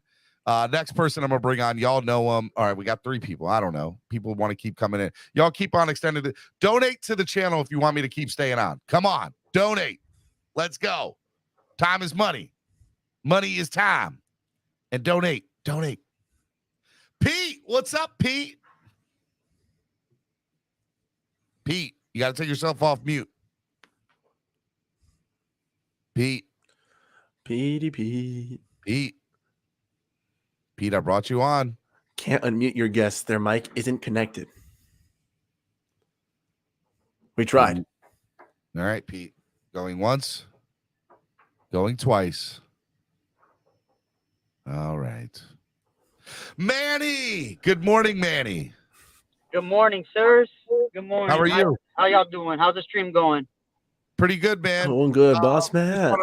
Just let you know, hit up Batman. Batman wants to get in contact with you. Okay, yeah, no doubt, no doubt. Make sure you do that. Yeah, I just got out of work right now. I don't know, like his info and all that. I don't know if he's live or something. No, he just hit him up on Twitter or IG. I'll try IG. I don't really even have Twitter like that. Yeah. Anyways, I really don't get on. Nothing, man. Just getting out of work, seeing what y'all talking about, man. What's going on? What's going on in Go Villa just donated $10. Let's go. Go Villa's in the building. What's up? So I want to see what can I say to have somebody kick me off, right? Don't do that. Then nobody's gonna kick you off because you're trying to. You just got to be honest with your takes, man. What do you really feel? I mean, so honestly, the only thing that I can think about right now, the Roquan Smith trade, man. I can't believe we wasn't in on that. I can't believe, what was it, a third and a fifth or a second and a fifth? It was oh man, I don't know what that trade was. Nando, could you look that up? The Roquan Smith, the Ravens second trade? and a fifth. It was a second and a Either fifth. way, second and a fifth, man. That's something I can't believe he wasn't in on that. That seems like a very cheap trade for such a good asset to a team, man. Yeah, man. It's interesting. And not only did we not get him, but he went to a good ass team. So look, I think you got to remember, good teams are going to do anything they can to get better if the right trade is out there and it's available. And I say that specifically because I think we're a good team, but I'm not convinced that we're going to make a trade because I think that it's crazy. And maybe the way the Dolphins didn't see it. So the Ravens gave up a second and fifth, right? Second and fourth, second and fifth.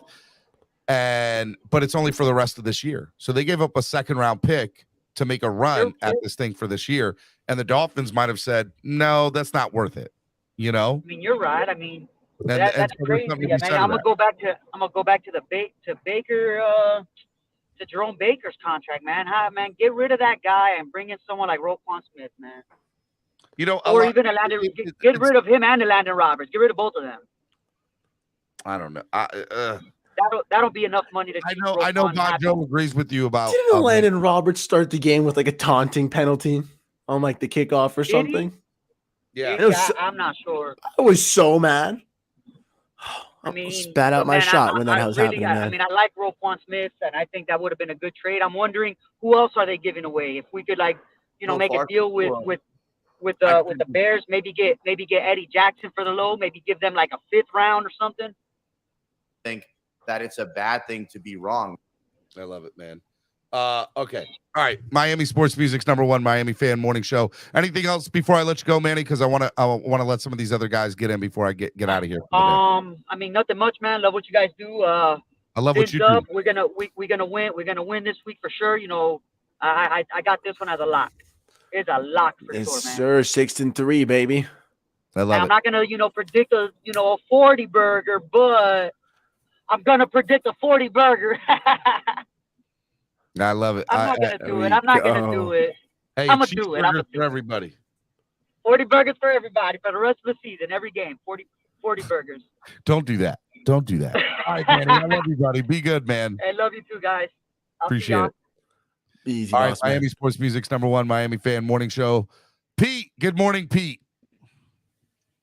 Hey, Steven, can you hear me? Look, it starts rattling and acting up as soon as you let me up. Good afternoon, buddy. Can you hear me? I can hear you. How's it going, boss? The people, the masses, What's up, the Nando? haters, the lovers, they can all hear you. I mean, I still got hope. How many hours left to the trade deadline? Something can 4 happen. p.m. Maybe a quarterback trips and fall in the training room and they need to. Damn it, Pete. I had hope for you too, bro. I'm not gonna put this on you. I believe in you. We can get through this together. Oh no. What? He dropped. All right. Let me bring in Mr. Hot Dog Man. He's not even in the back room anymore. I think he lost connection. What's up, Crypto? Good morning. Take yourself off mute, Crypto. Hey, Steven, can you hear me? I can, Mr. Hot Dog Man. What's up? How's it going, You Crypto? you will always be in debt to me. Listen, I don't think nothing's going on today, Steven. You could pack it in. Greer has folded the tent, and he's we beat the Detroit Lions. Remember, we're going to the Super Bowl. There's no need to upgrade. All is well. Since we beat the Lions, there's no need to trade for anybody. So there you go. That's what Greer's thinking. We're on our way to the Big dance. So what the heck we need to do? Upgrade. There's no such thing as upgrading the Dolphins. We're a perfect team. A perfect team. That's what we are. Yeah, we're a perfect team. I love it. We 10 out of smoke 10, huh? we're smoking every opponent. We smokes every opponent. Greer's thinking that he has no Rolodex. He threw it in a trash can. His phone bill has not been paid, so he can't call nobody. He said that is So- on Do Not Disturb. Yeah, it's on the do not disturb. Oh man. I'm sitting here trying to figure out where I'm refreshing Twitter every 20 This seconds. just in. Chris Greer turns down 2 first-round picks for Gesicki. It's 2. Yep, he turned them down. Fake news. You got to put it all on the back burner.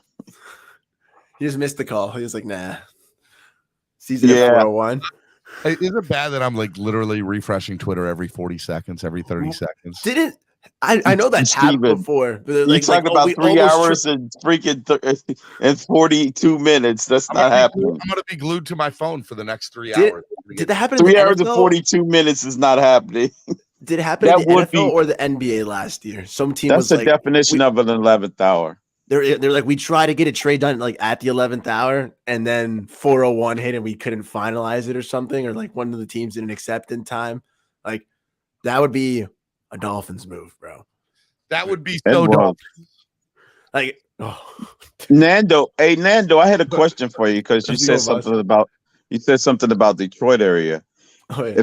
If I told you my running back averaged 6.4 yards per Well, real quick, level 2 noob wanted me to tell you that you're 0-8 and go ahead and accept your trade offer so he can win. No, I'm coming back. I'm about to win. I'm winning the next 8 Are you games. really 0-8 crypto in fantasy football? Yeah, I lost like 5 3-point games. That's the worst when you have like the most points against in the league and stuff, and you have like high points for, and it's just Right. you're losing 3-point games. Like that's tough, bro. It's real tough, especially on the very final day in the 4th quarter of every game. You still got to fight though, man. Like my league has a last place punishment. And, like first place gets to slap last place across the face. So like you got it. If you're 0-8, you still got to play. What? Oh, Right. No tanking allowed, man. No tanking allowed. Nando, I mean, level 2 noob is giving me these bogus trade proposals. No, I you mean, gotta fight, bro. He's asking for Waddle in exchange for freaking like a third tight end. What is level 2 noob thinking? That's what that rule is for, you know. So you're like, wait, I'm not gonna do that. I'm gonna get slapped across the face if I make this trade, man. He wants to give me a 4th-string tight end for Waddle. Kevin Lee with the $10 donation says, don't see any trades happening Tough. today unless it's for backup purposes. Look forward to Chicago Sunday, 6-3 on the way. Ready for my jersey, Steven. Let's go. Love it, man. Love it. Guys, if you guys want to get into the Javon Holland autograph jersey giveaway, donate $10 to the channel, help the channel grow. You can do it on Cash App, Twitter, or using the YouTube Live Super Chat. I say You Cash doing App, that tonight, Steven? Cash App, or PayPal. No, I'm doing that later on this afternoon, maybe even tonight. You know, it'll happen by the end of today. The drawing. A live stream, yes. There's You a lot said Cash App donation of what amount? $10. An increment. Oh, that's increments of 10. Yes. So if you want to do 10, you can. If you want to do 100, you can. $100 gives you 10 entries. Want to do 10,000, bro? I get 10 entries. That hot dog was about $100.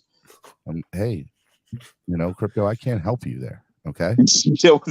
That was the stadium hot dogs are going up as inflation. I paid like $100 for that hot dog. So real quick, Nando, crypto bought me a hot dog at the Baltimore game.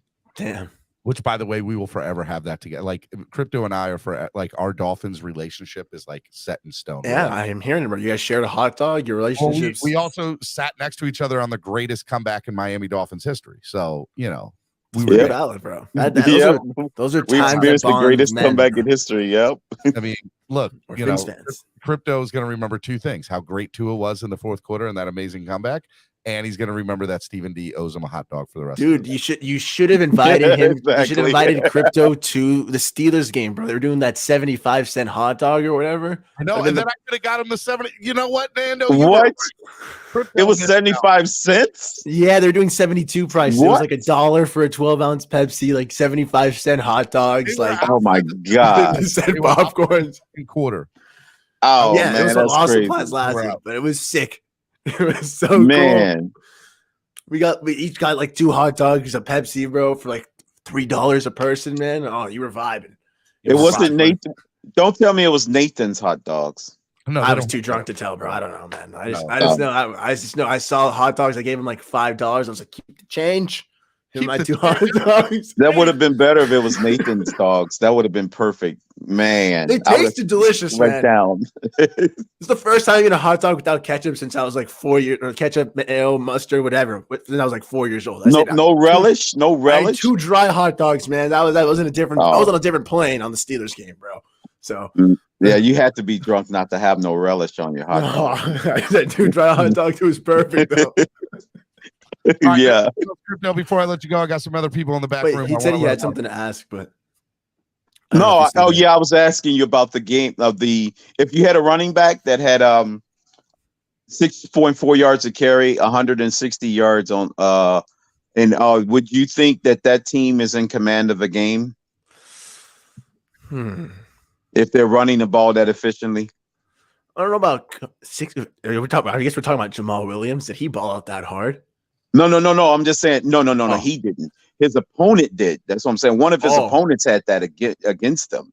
That's what I was saying. Every quarterback against the Lions have had different numbers because a lot of teams ran the ball against them and they ran effectively as well. So they didn't really throw the ball around like that. And plus, when a quarterback did throw it, he was like 81% completion. He only had 188 yards on 17 of 21. So, but his running back that day had 164 yards. Yeah, you can see that. 6.4 yards a carry. So everybody played differently, but they still put up big numbers against them because they pass defense and run defense is so terrible. That's why.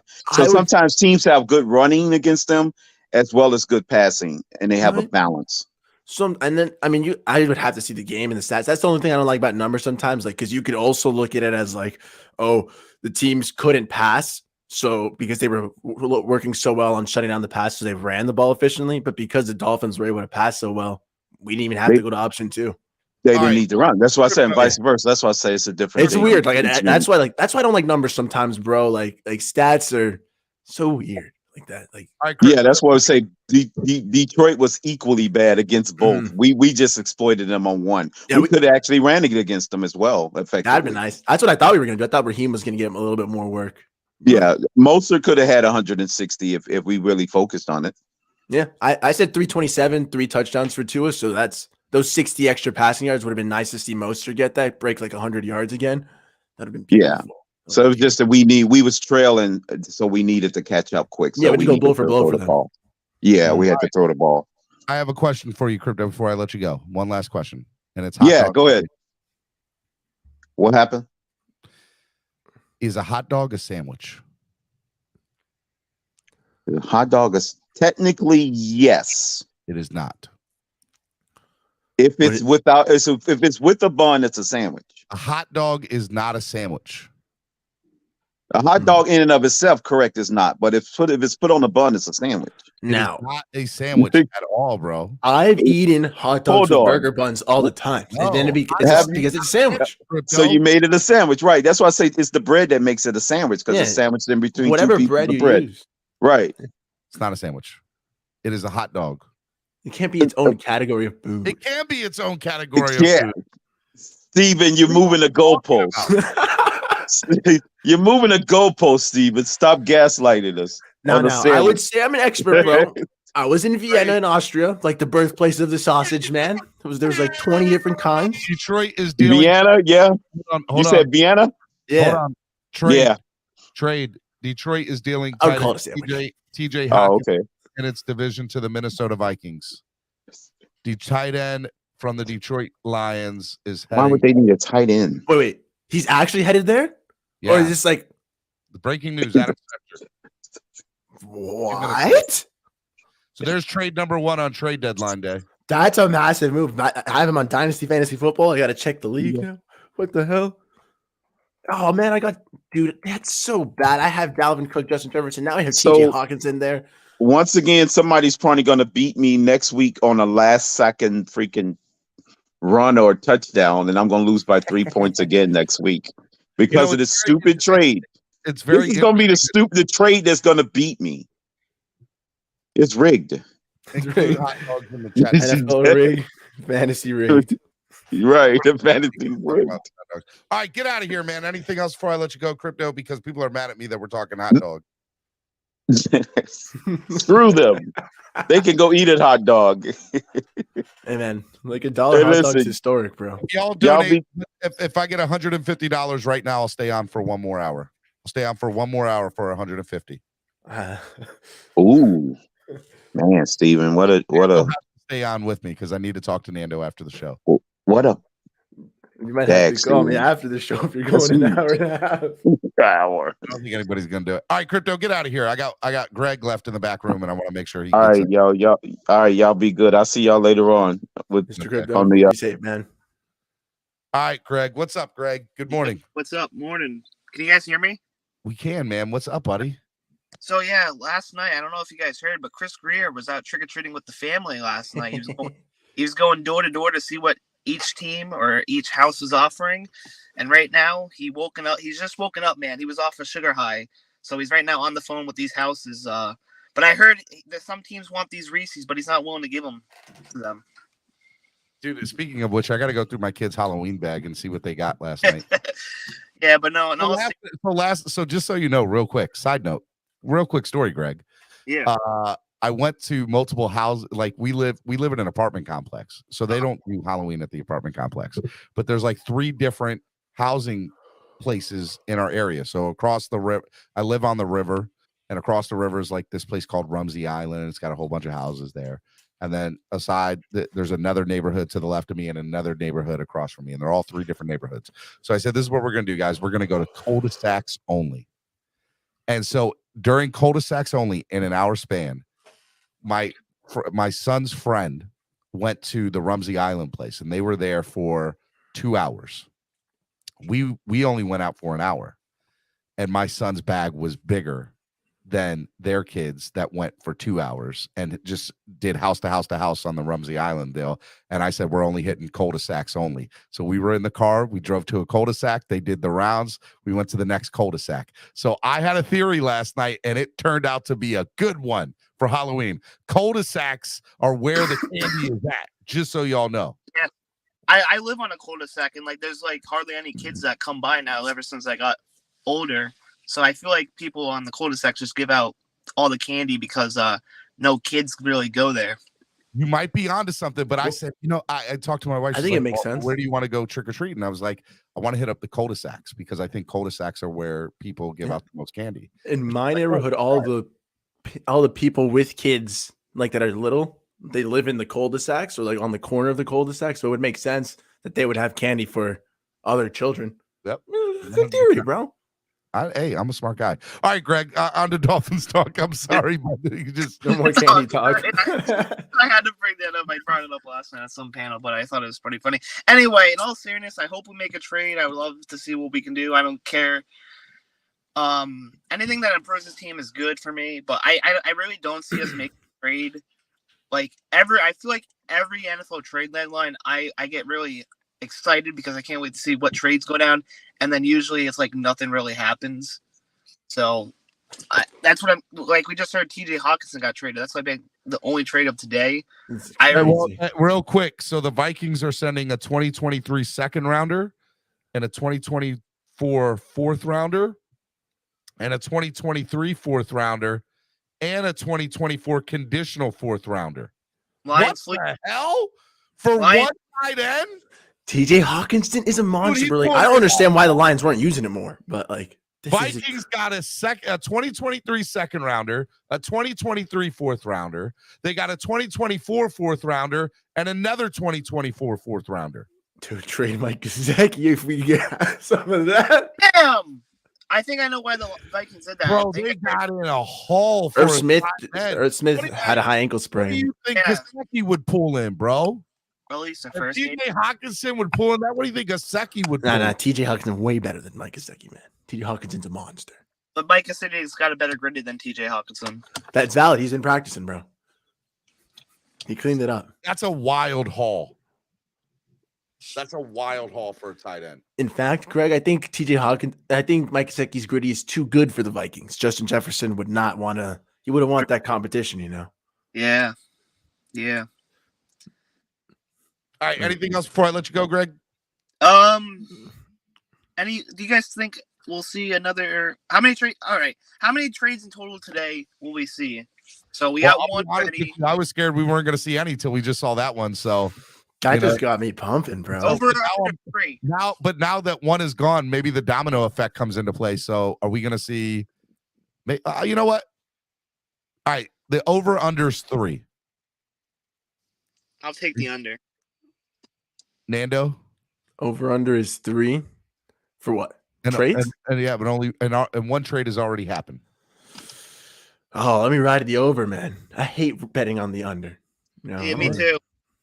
All right. But it's NFL trade deadline. Usually nothing happens. But we'll see. Maybe I'm wrong. Hopefully I'm wrong. The floodgates have opened, baby. Shag Hopefully Fins, the I see Dolphins you. make a splash, but we'll see. That's what I'm saying. If we factor in this trade, we factor in a Dolphins trade, then you just need, well, it's over 3. If it was over 2.5, lock. But, you know, if 4 trades is a lot of trades. Dang. We'll see. Yep. All right. Yeah. Easy, That's all I buddy. got. All right. See ya. All right. Be easy, Greg. See ya. All right. Now, just so Adam Schefter just tweeted. Okay, this sounds a little bit better. Okay. This sounds a little bit more viable. Vikings get TJ Hawkinson, a 2023 4th rounder, and a conditional 2024. The Lions get a 2023 2nd rounder and a 2024 3rd rounder. That sounds a little bit more. That sounds, I could see that. What I was hearing was crazy. But that's what I'm reading on this fantasy site. Like what you originally said. The original one, right? Yeah, it says 4 minutes ago via Fantasy I don't know Pros. which one is right. Yeah. But it's this- also worded really weirdly. Like, I'll send it in the. This is just bad English. I can't tell which one's right, honestly. Like, you said Schefter said that? I might lean with Schefter, honestly, because this is. I'm going to go with Schefter. Yeah. All right, let me bring on our next guest. Hey, we want to remind you guys before we go today. Any $10 donation to the channel gets you entered to win an autographed jersey, an autographed Javon Holland jersey, courtesy of ZSM Sports. We will be doing the drawing on our channel sometime later on today, whether it's later this afternoon or early evening. We're going to be doing that. I do want to remind you guys to go out and go support other content creators, guys like the Fins Tailgate. They're Yes, absolutely sir. Color, everybody who's over there, they're great guys. Also go CB83, my guy CB83 comes on tonight at 9:00 on his channel, Finn's Take with CB83. Please go support my man CB83 tonight on his channel. Nando, are you on tomorrow or I'm trying to go like most days, like 2 to 3, just bang a little bit out of some vibes.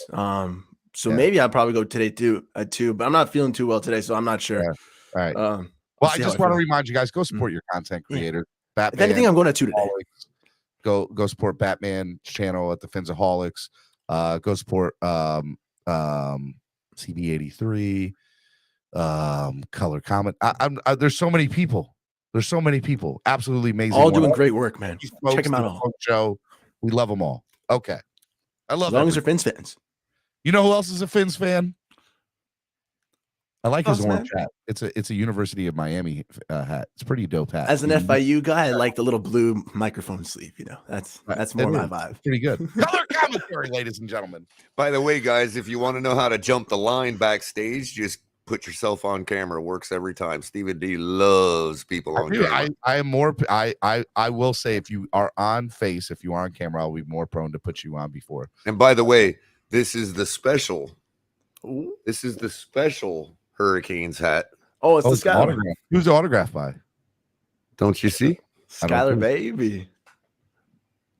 That's the hat I saw because Ali got his helmet signed the same Number day. 19, right? baby. He Number wants 19. I'll be right back. One second. Color Ali, Ali the Persian got his helmet signed the same day, right? By Skylar. Yeah, he did. He's got a helmet with a multi helmet with a bunch of people on it. But yeah, he was able to get Skylar's as well.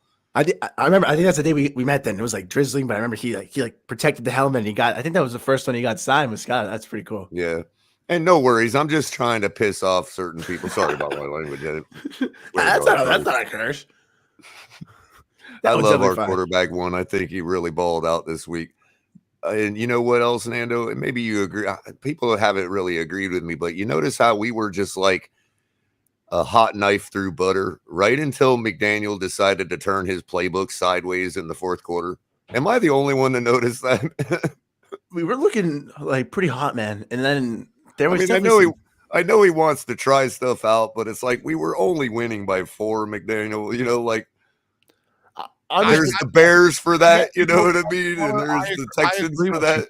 I wanted to see more of. I agree. I was just happy we didn't punt. You know what I'm saying? Because it was definitely starting to go a little sideways. I was like, oh boy. One of the things that maintain the ball is I like the fact when I like playing the game to win and not playing the game to lose. I don't like not playing the game to lose. Right? And there's nothing wrong with trying stuff out, but when you got a 14-point lead and it's junk time, you know what I mean? Yeah, correct. Keep the press. It's water under the bridge. We did a great job.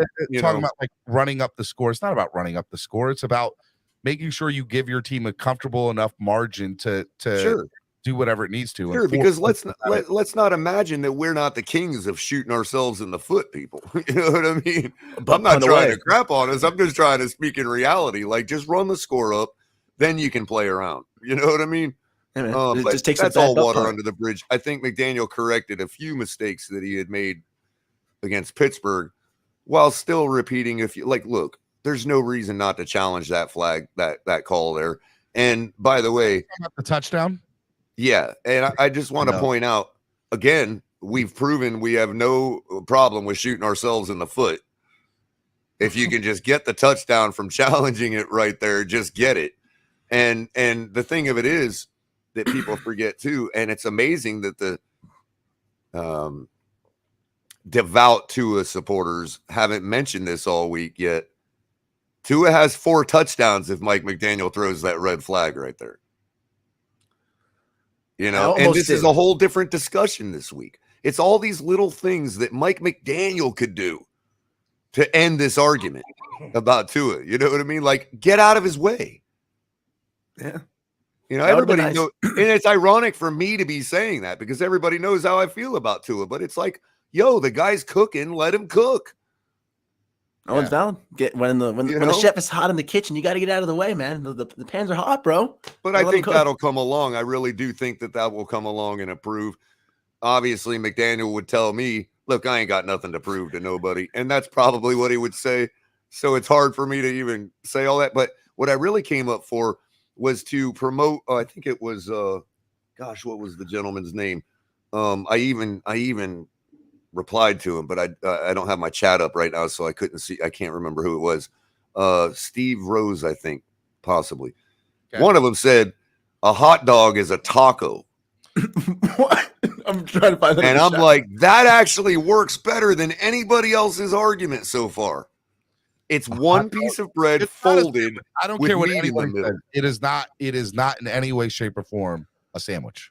It's a taco, though. I agree. My view is just skewed because I've eaten like little burger, bun, eggs, hot dog in a sandwich, so then to me, hot dog innately becomes a sandwich. But it's due to the breading. So a taco is probably the soundest argument you might get, honestly. It's a folded one piece of bread folded with meat in the middle. I like that. I think I could live with that. Tacos. Like an American taco. You know what I mean? Okay. I like that. Like an American taco. I'm going to go with that, bro. A hot dog is an American taco. It is Hot Take Tuesday, bro. Stamped right there. I might even actually eat hot dogs tonight for dinner. That's funny. It's Taco Tuesday. You mean you're eating an American taco? Yeah. A hot dog is not a sandwich. Just so That's everybody knows. honestly, color, like that's a great tweet right there. You just have hot dogs for dinner and you just put Taco Tuesday. Right. American. Man, I don't want to steal the take. It was somebody else in the chat that I'm propping up there. I think Did they call it Steve Rose, I think. Did they call it American taco? No, American taco is mine. That's what I'm saying. Add on. That's your tweet. American Taco like Tuesday. like American Horror Story or American Gods or American Vampire. He does American Taco Tuesday. But ATT right there. As far as the game coming up against the Bears, I'll give a quick early take on it. For everything that the Detroit Lions did well in the passing game, the Bears are that much better in their running game. We have to be prepared to have a lot of yards put on us this week. It doesn't mean we're going to lose. It doesn't mean our defense is crap, but it's going to happen, people. They have put a lot of yardage on the table this season. They beat the Patriots last week with their run game, 33-14. They're 3-5. And while you and I might say, oh, they got no shot, they don't see it that way.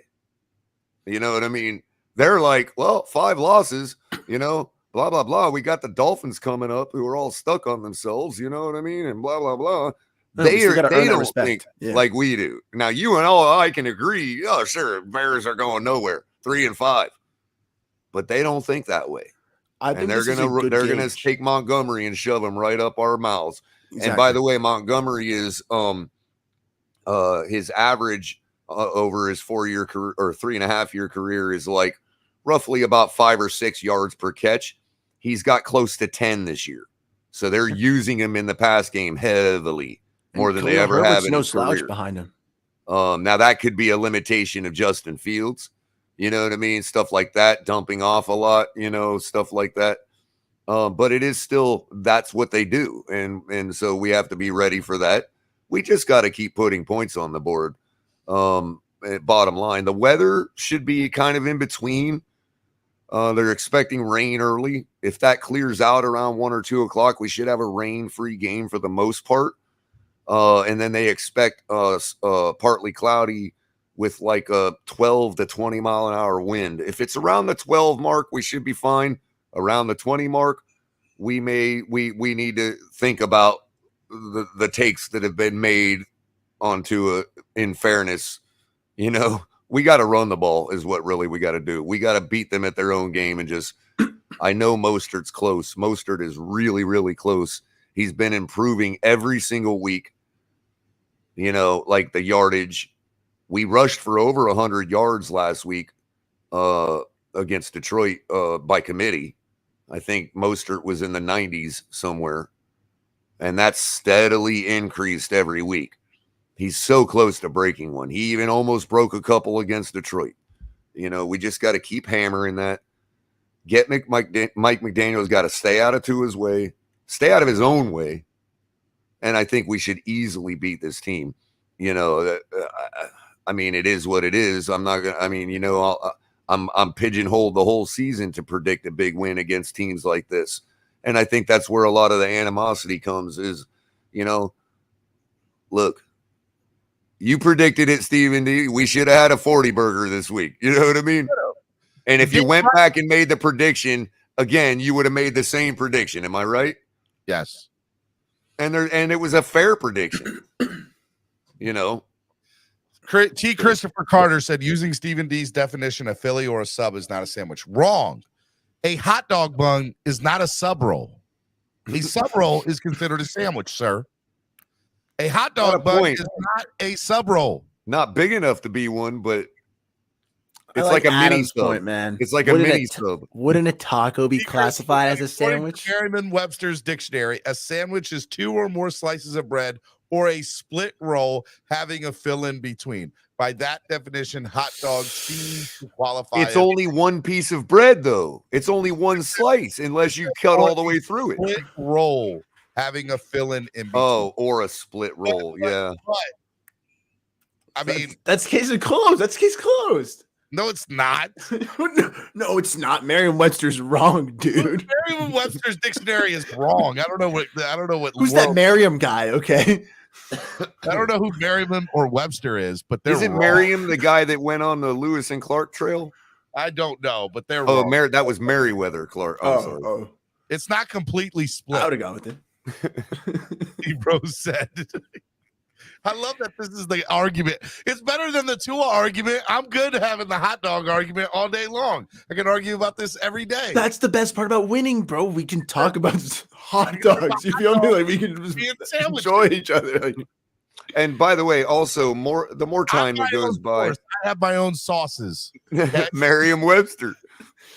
Who cares about your Merriam or Webster or your dictionary? Take that on out of here, T. Christopher Carter.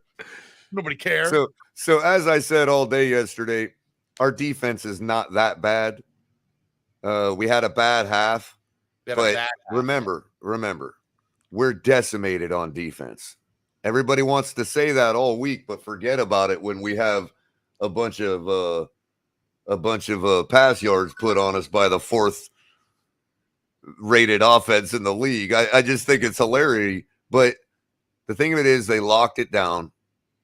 And in reality, the Lions only scored 6 more points than our average against us. The sky is not falling on the defense, people. We should get healthier this week. Roach said it's funny that Tua and Ears are also the ones that question science too. And T. Christopher Carter. Oh, he's starting a big old controversy with that statement.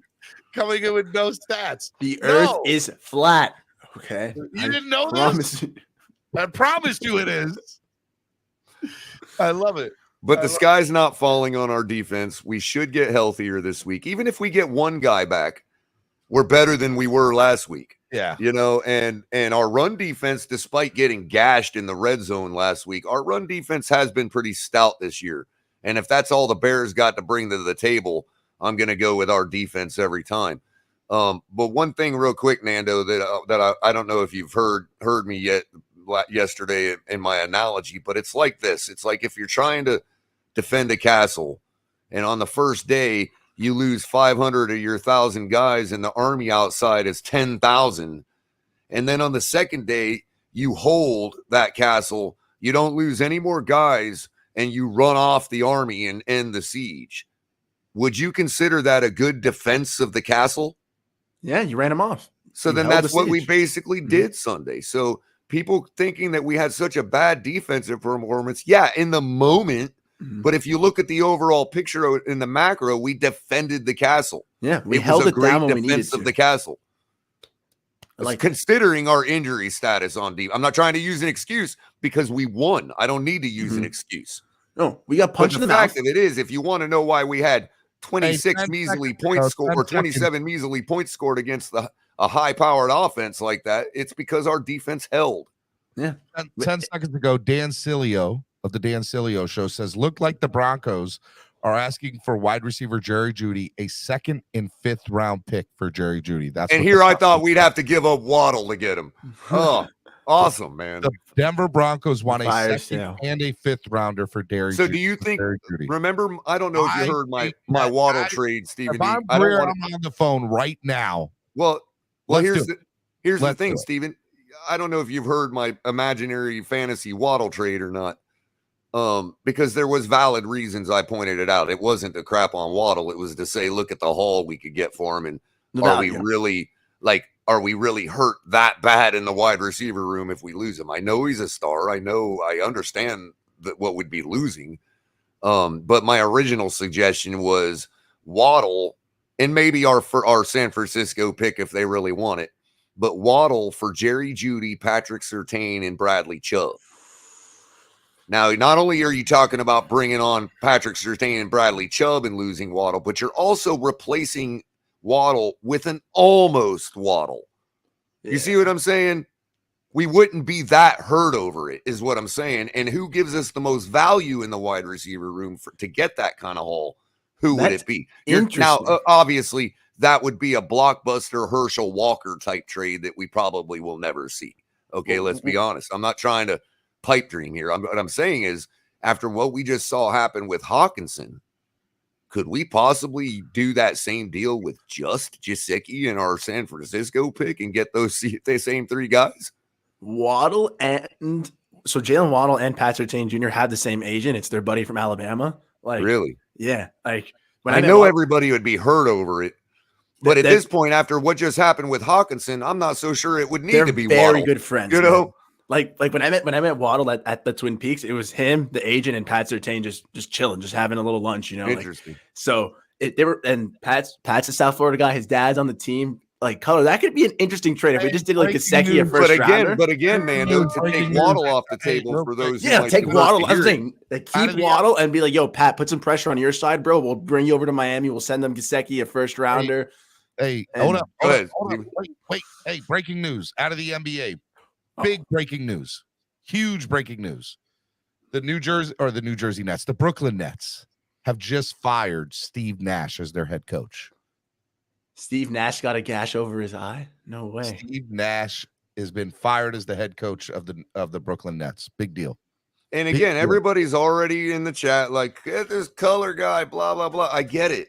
I'm not saying we should do it, or it was a speculation from a bit ago. I'm not. It has nothing to do with the name and the star that Waddle is, guys. It has to do with just business at this point. Like, I mean, I understand where y'all are coming from. I'm not trying to say like I get it, but the alternative is Cedric Wilson, who's not going to get you that haul, or Tyreek Hill, which we are giving $30 million to. It's not going to be him. Yeah, you know. Dang. And the thing of it is, the chemistry, all that stuff. Jerry Jeudy is. We're talking about Jerry Jeudy here. Yeah, even if it was sure, his skill is not as good as Waddle, but is he not to his guy also? You know, it was like Gesicki at first for like Pat Surtain and Jerry Jeudy. Well, after Hawkinson, yeah, I'm more like no. Protect Waddle. We can do this with just Gesicki and a couple picks or something. You know what I mean? Would you do that even if we didn't get Chubb in that scenario? Like again, if it was just Surtain and Jeudy, yeah, I would probably do that.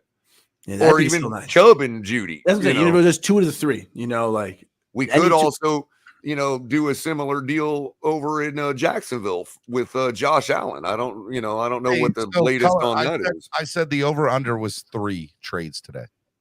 Oh, that was my last point before I if you got anybody else in back to bring up, I'll let somebody else have a turn. But I wanted to say, give me the under on that all day long. Y'all kids got to realize this ain't the NBA, this ain't the MLB. These trades just don't happen in the NFL. We all get hyped up every single year. What's gonna happen? And then like nothing happens. So I will take the under on that all day long. I'll probably be wrong. This will be the year that 500 trades happen. You know what I mean? But whatever. Hopefully one of them is ours, you know. But, Color, before you go, I just wanted to ask you. Sure. Do you think that this bears like how we handle their rushing offense? Because Khalil Herbert isn't a slouch either. David Montgomery, Khalil Herbert. Is that like kind of like a way we can gauge how we're going to handle Nick Chubb? Because that's like what the Bears have on steroids almost, like a much better rushing offense. Well, yeah, because the Bears, even if they – however, I haven't looked at the numbers, so I don't know if they do it by committee or if it's a one guy type of thing. And I'm sure some of that rushing yardage is from Fields himself too. So we're probably back to spying a quarterback. You know what I mean? Yeah. Yeah, because that's obviously their identity, and they're going to live and die by their identity, especially now that they've given up one of their star linebackers. You know what I mean? Yeah. They're obviously checking in for the season. So yeah, we just got to, our front four's got to get back to stopping the run like they have been. You know, we got to continue the better tackling at the second level. It has improved. And we just got to get guys back healthy. That's, health 100%, man. You can look at the bright side. I don't want to look over teams and all that. But when you look at our schedule, if I were to feed into the easy schedule narrative, at least our defense is suffering now and not when it really matters. You know what I mean? So we just got to get guys back healthy. Our defense is going to be fine. Yeah, I we'll really be fine. believe it. The bye week is 2 weeks away or 3 weeks away. Because the fact of it is, even if we held teams to 23, even if we, like McDaniel said, we should see a little bit of a regression, blah, blah, blah. Well, yeah. And I thought the same thing. So we go from 21 points a game to what, 23 or 24? Well, that never mattered to me because I expected us to be putting up 28 to 30 on offense. You know what I mean? So it really don't matter. You just got to score more points than they score against you. That's how you win in the NFL. You know, I win and we got honestly. the firepower on offense to do it. We just need to see it, which we did this week, you know, for at least 3.5 quarters till McDaniel turned his playbook sideways, but whatever. Hey, you got to keep it up 4 quarters, man, both sides of the ball, and we'll be golden. And Tua just needs to keep doing what he's doing. It, whether he does or not, you know me, I'm not a man of faith. I'm not going to sit here and say he will, and I'm not going to sit here and say he won't. You know, that's why I just have a tough time with people coming at me the way they do, because I've been fair to say I'm a man of faith. I mean, I'm not a man of faith. And if I'm a man of my word, then that means I also have no faith that he can't do it. Yeah, exactly. I'd be a hypocrite if I said if I believed he couldn't. You see what I'm saying? Yeah, you just want to do. You don't want to see. The more I see it, the more I do believe. And we were right there on the brink with Cincinnati. And I'm not going to give my opinion on whether it's his fault or whose fault or whether it matters that he gets hurt or not. I'm just saying he was on the precipice of capturing my faith for that game. And unfortunately, I'm not trying to crap on Tua. I'm just saying the Detroit Lions don't do it for me. If you'd have put 50 on them, you know what I mean? That's different. Yeah. But I'm not trying to diminish our win or diminish Tua's performance. He did what he needed to do, and he did it well against the team he should be able to do that against. You know, so, but Cincinnati would have done it for me. And I think after what we saw last night, I will say, butterfly effect be damned. Excuse me, swear jar, sorry. Butterfly effect aside, I think Tua would have beat Cincinnati had all things kept going. Despite a little slow start and all that, I think we would have been fine against Cincinnati, judging by what happened last night. Honestly. All right. Anything else before I let you go, Color? I appreciate That's it, guys. Nando, Stephen D, love you both. You guys have a great day. Appreciate you. Let me Color, yell at easy, everybody. man. Miami Sports Music's #1 Miami fan morning show. Clock Blockers right here on the Miami Sports Music Podcast Network. Want to remind you guys, if you donate $10 to the show later on today, I will be getting back on the channel and doing a live giveaway or a live raffle through Wheel to everybody who donated from this past week and today and yesterday. If you donate $10 right now to the channel, help the channel grow. You'll be entered to win a Javon Holland autographed jersey giveaway. Okay. It's going to be a lot of fun. Okay. Trade deadlines at 4:00. Got 3 hours left till the trade deadline. A lot of stuff going down tonight at 9 p.m. CB83 will be live on his channel. Check him out. Make sure y'all do that. It's going to be a lot of fun. And major announcement tomorrow.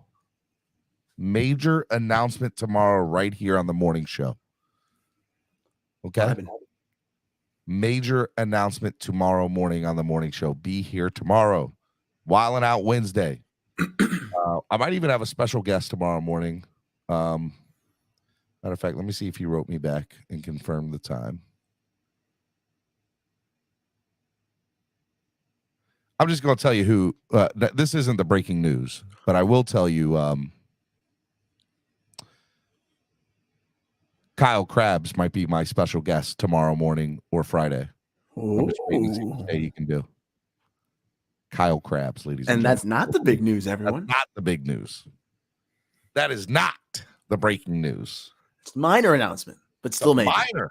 Minor major announcement. Yeah. So should be a lot of fun. Kyle Krabs is going to be a guest on hopefully tomorrow or Friday. Worst case scenario, he'll be on next week. But he said, pick a morning this week. And I said, tomorrow, Friday. So No disrespect to Kyle Krabs. I'm excited. I love Kyle. Kyle's great.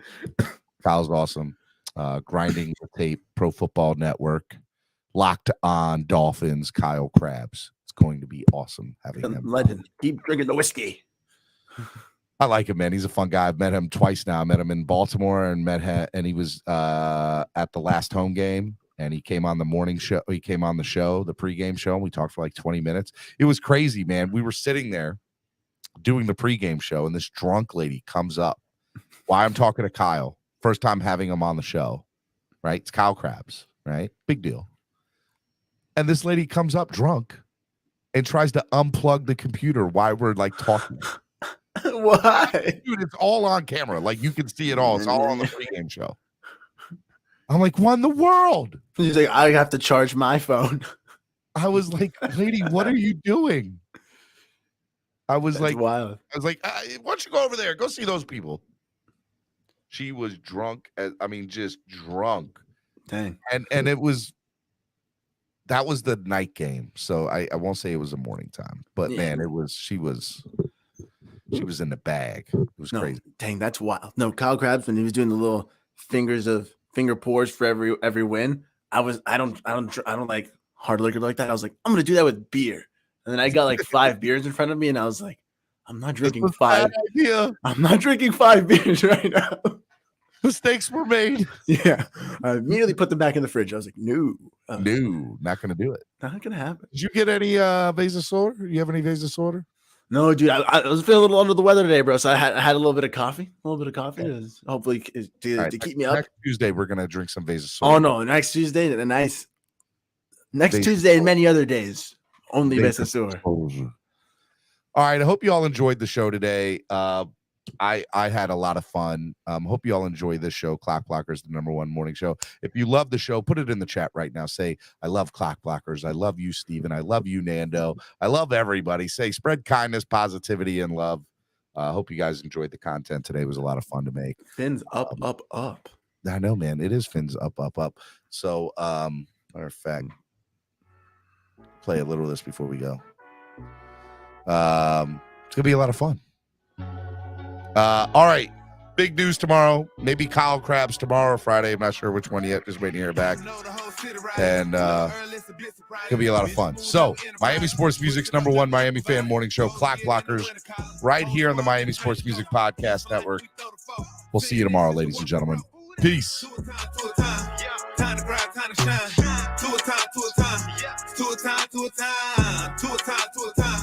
Adam probably 2:30. My intuition told me this. To trust the coach, he holds a gift. He knowing when to go with fits. So we knowing when to switch. This year we got the golden pick. Time to see what that pick battle. Bad vibes get sent out. Only fans up in this house. We been waiting, yeah, we been patient. Now it's time to cash out, no discount. Super Bowl, yeah, we in route. I don't know when, but it's close. I don't want to overhype, but I just know I like it. So excited, you gon' notice now. You should know the rise. They say 2 or from that rock. Shout out to some more, and now it's time to lay the smack down. You think he Dwayne Johnson?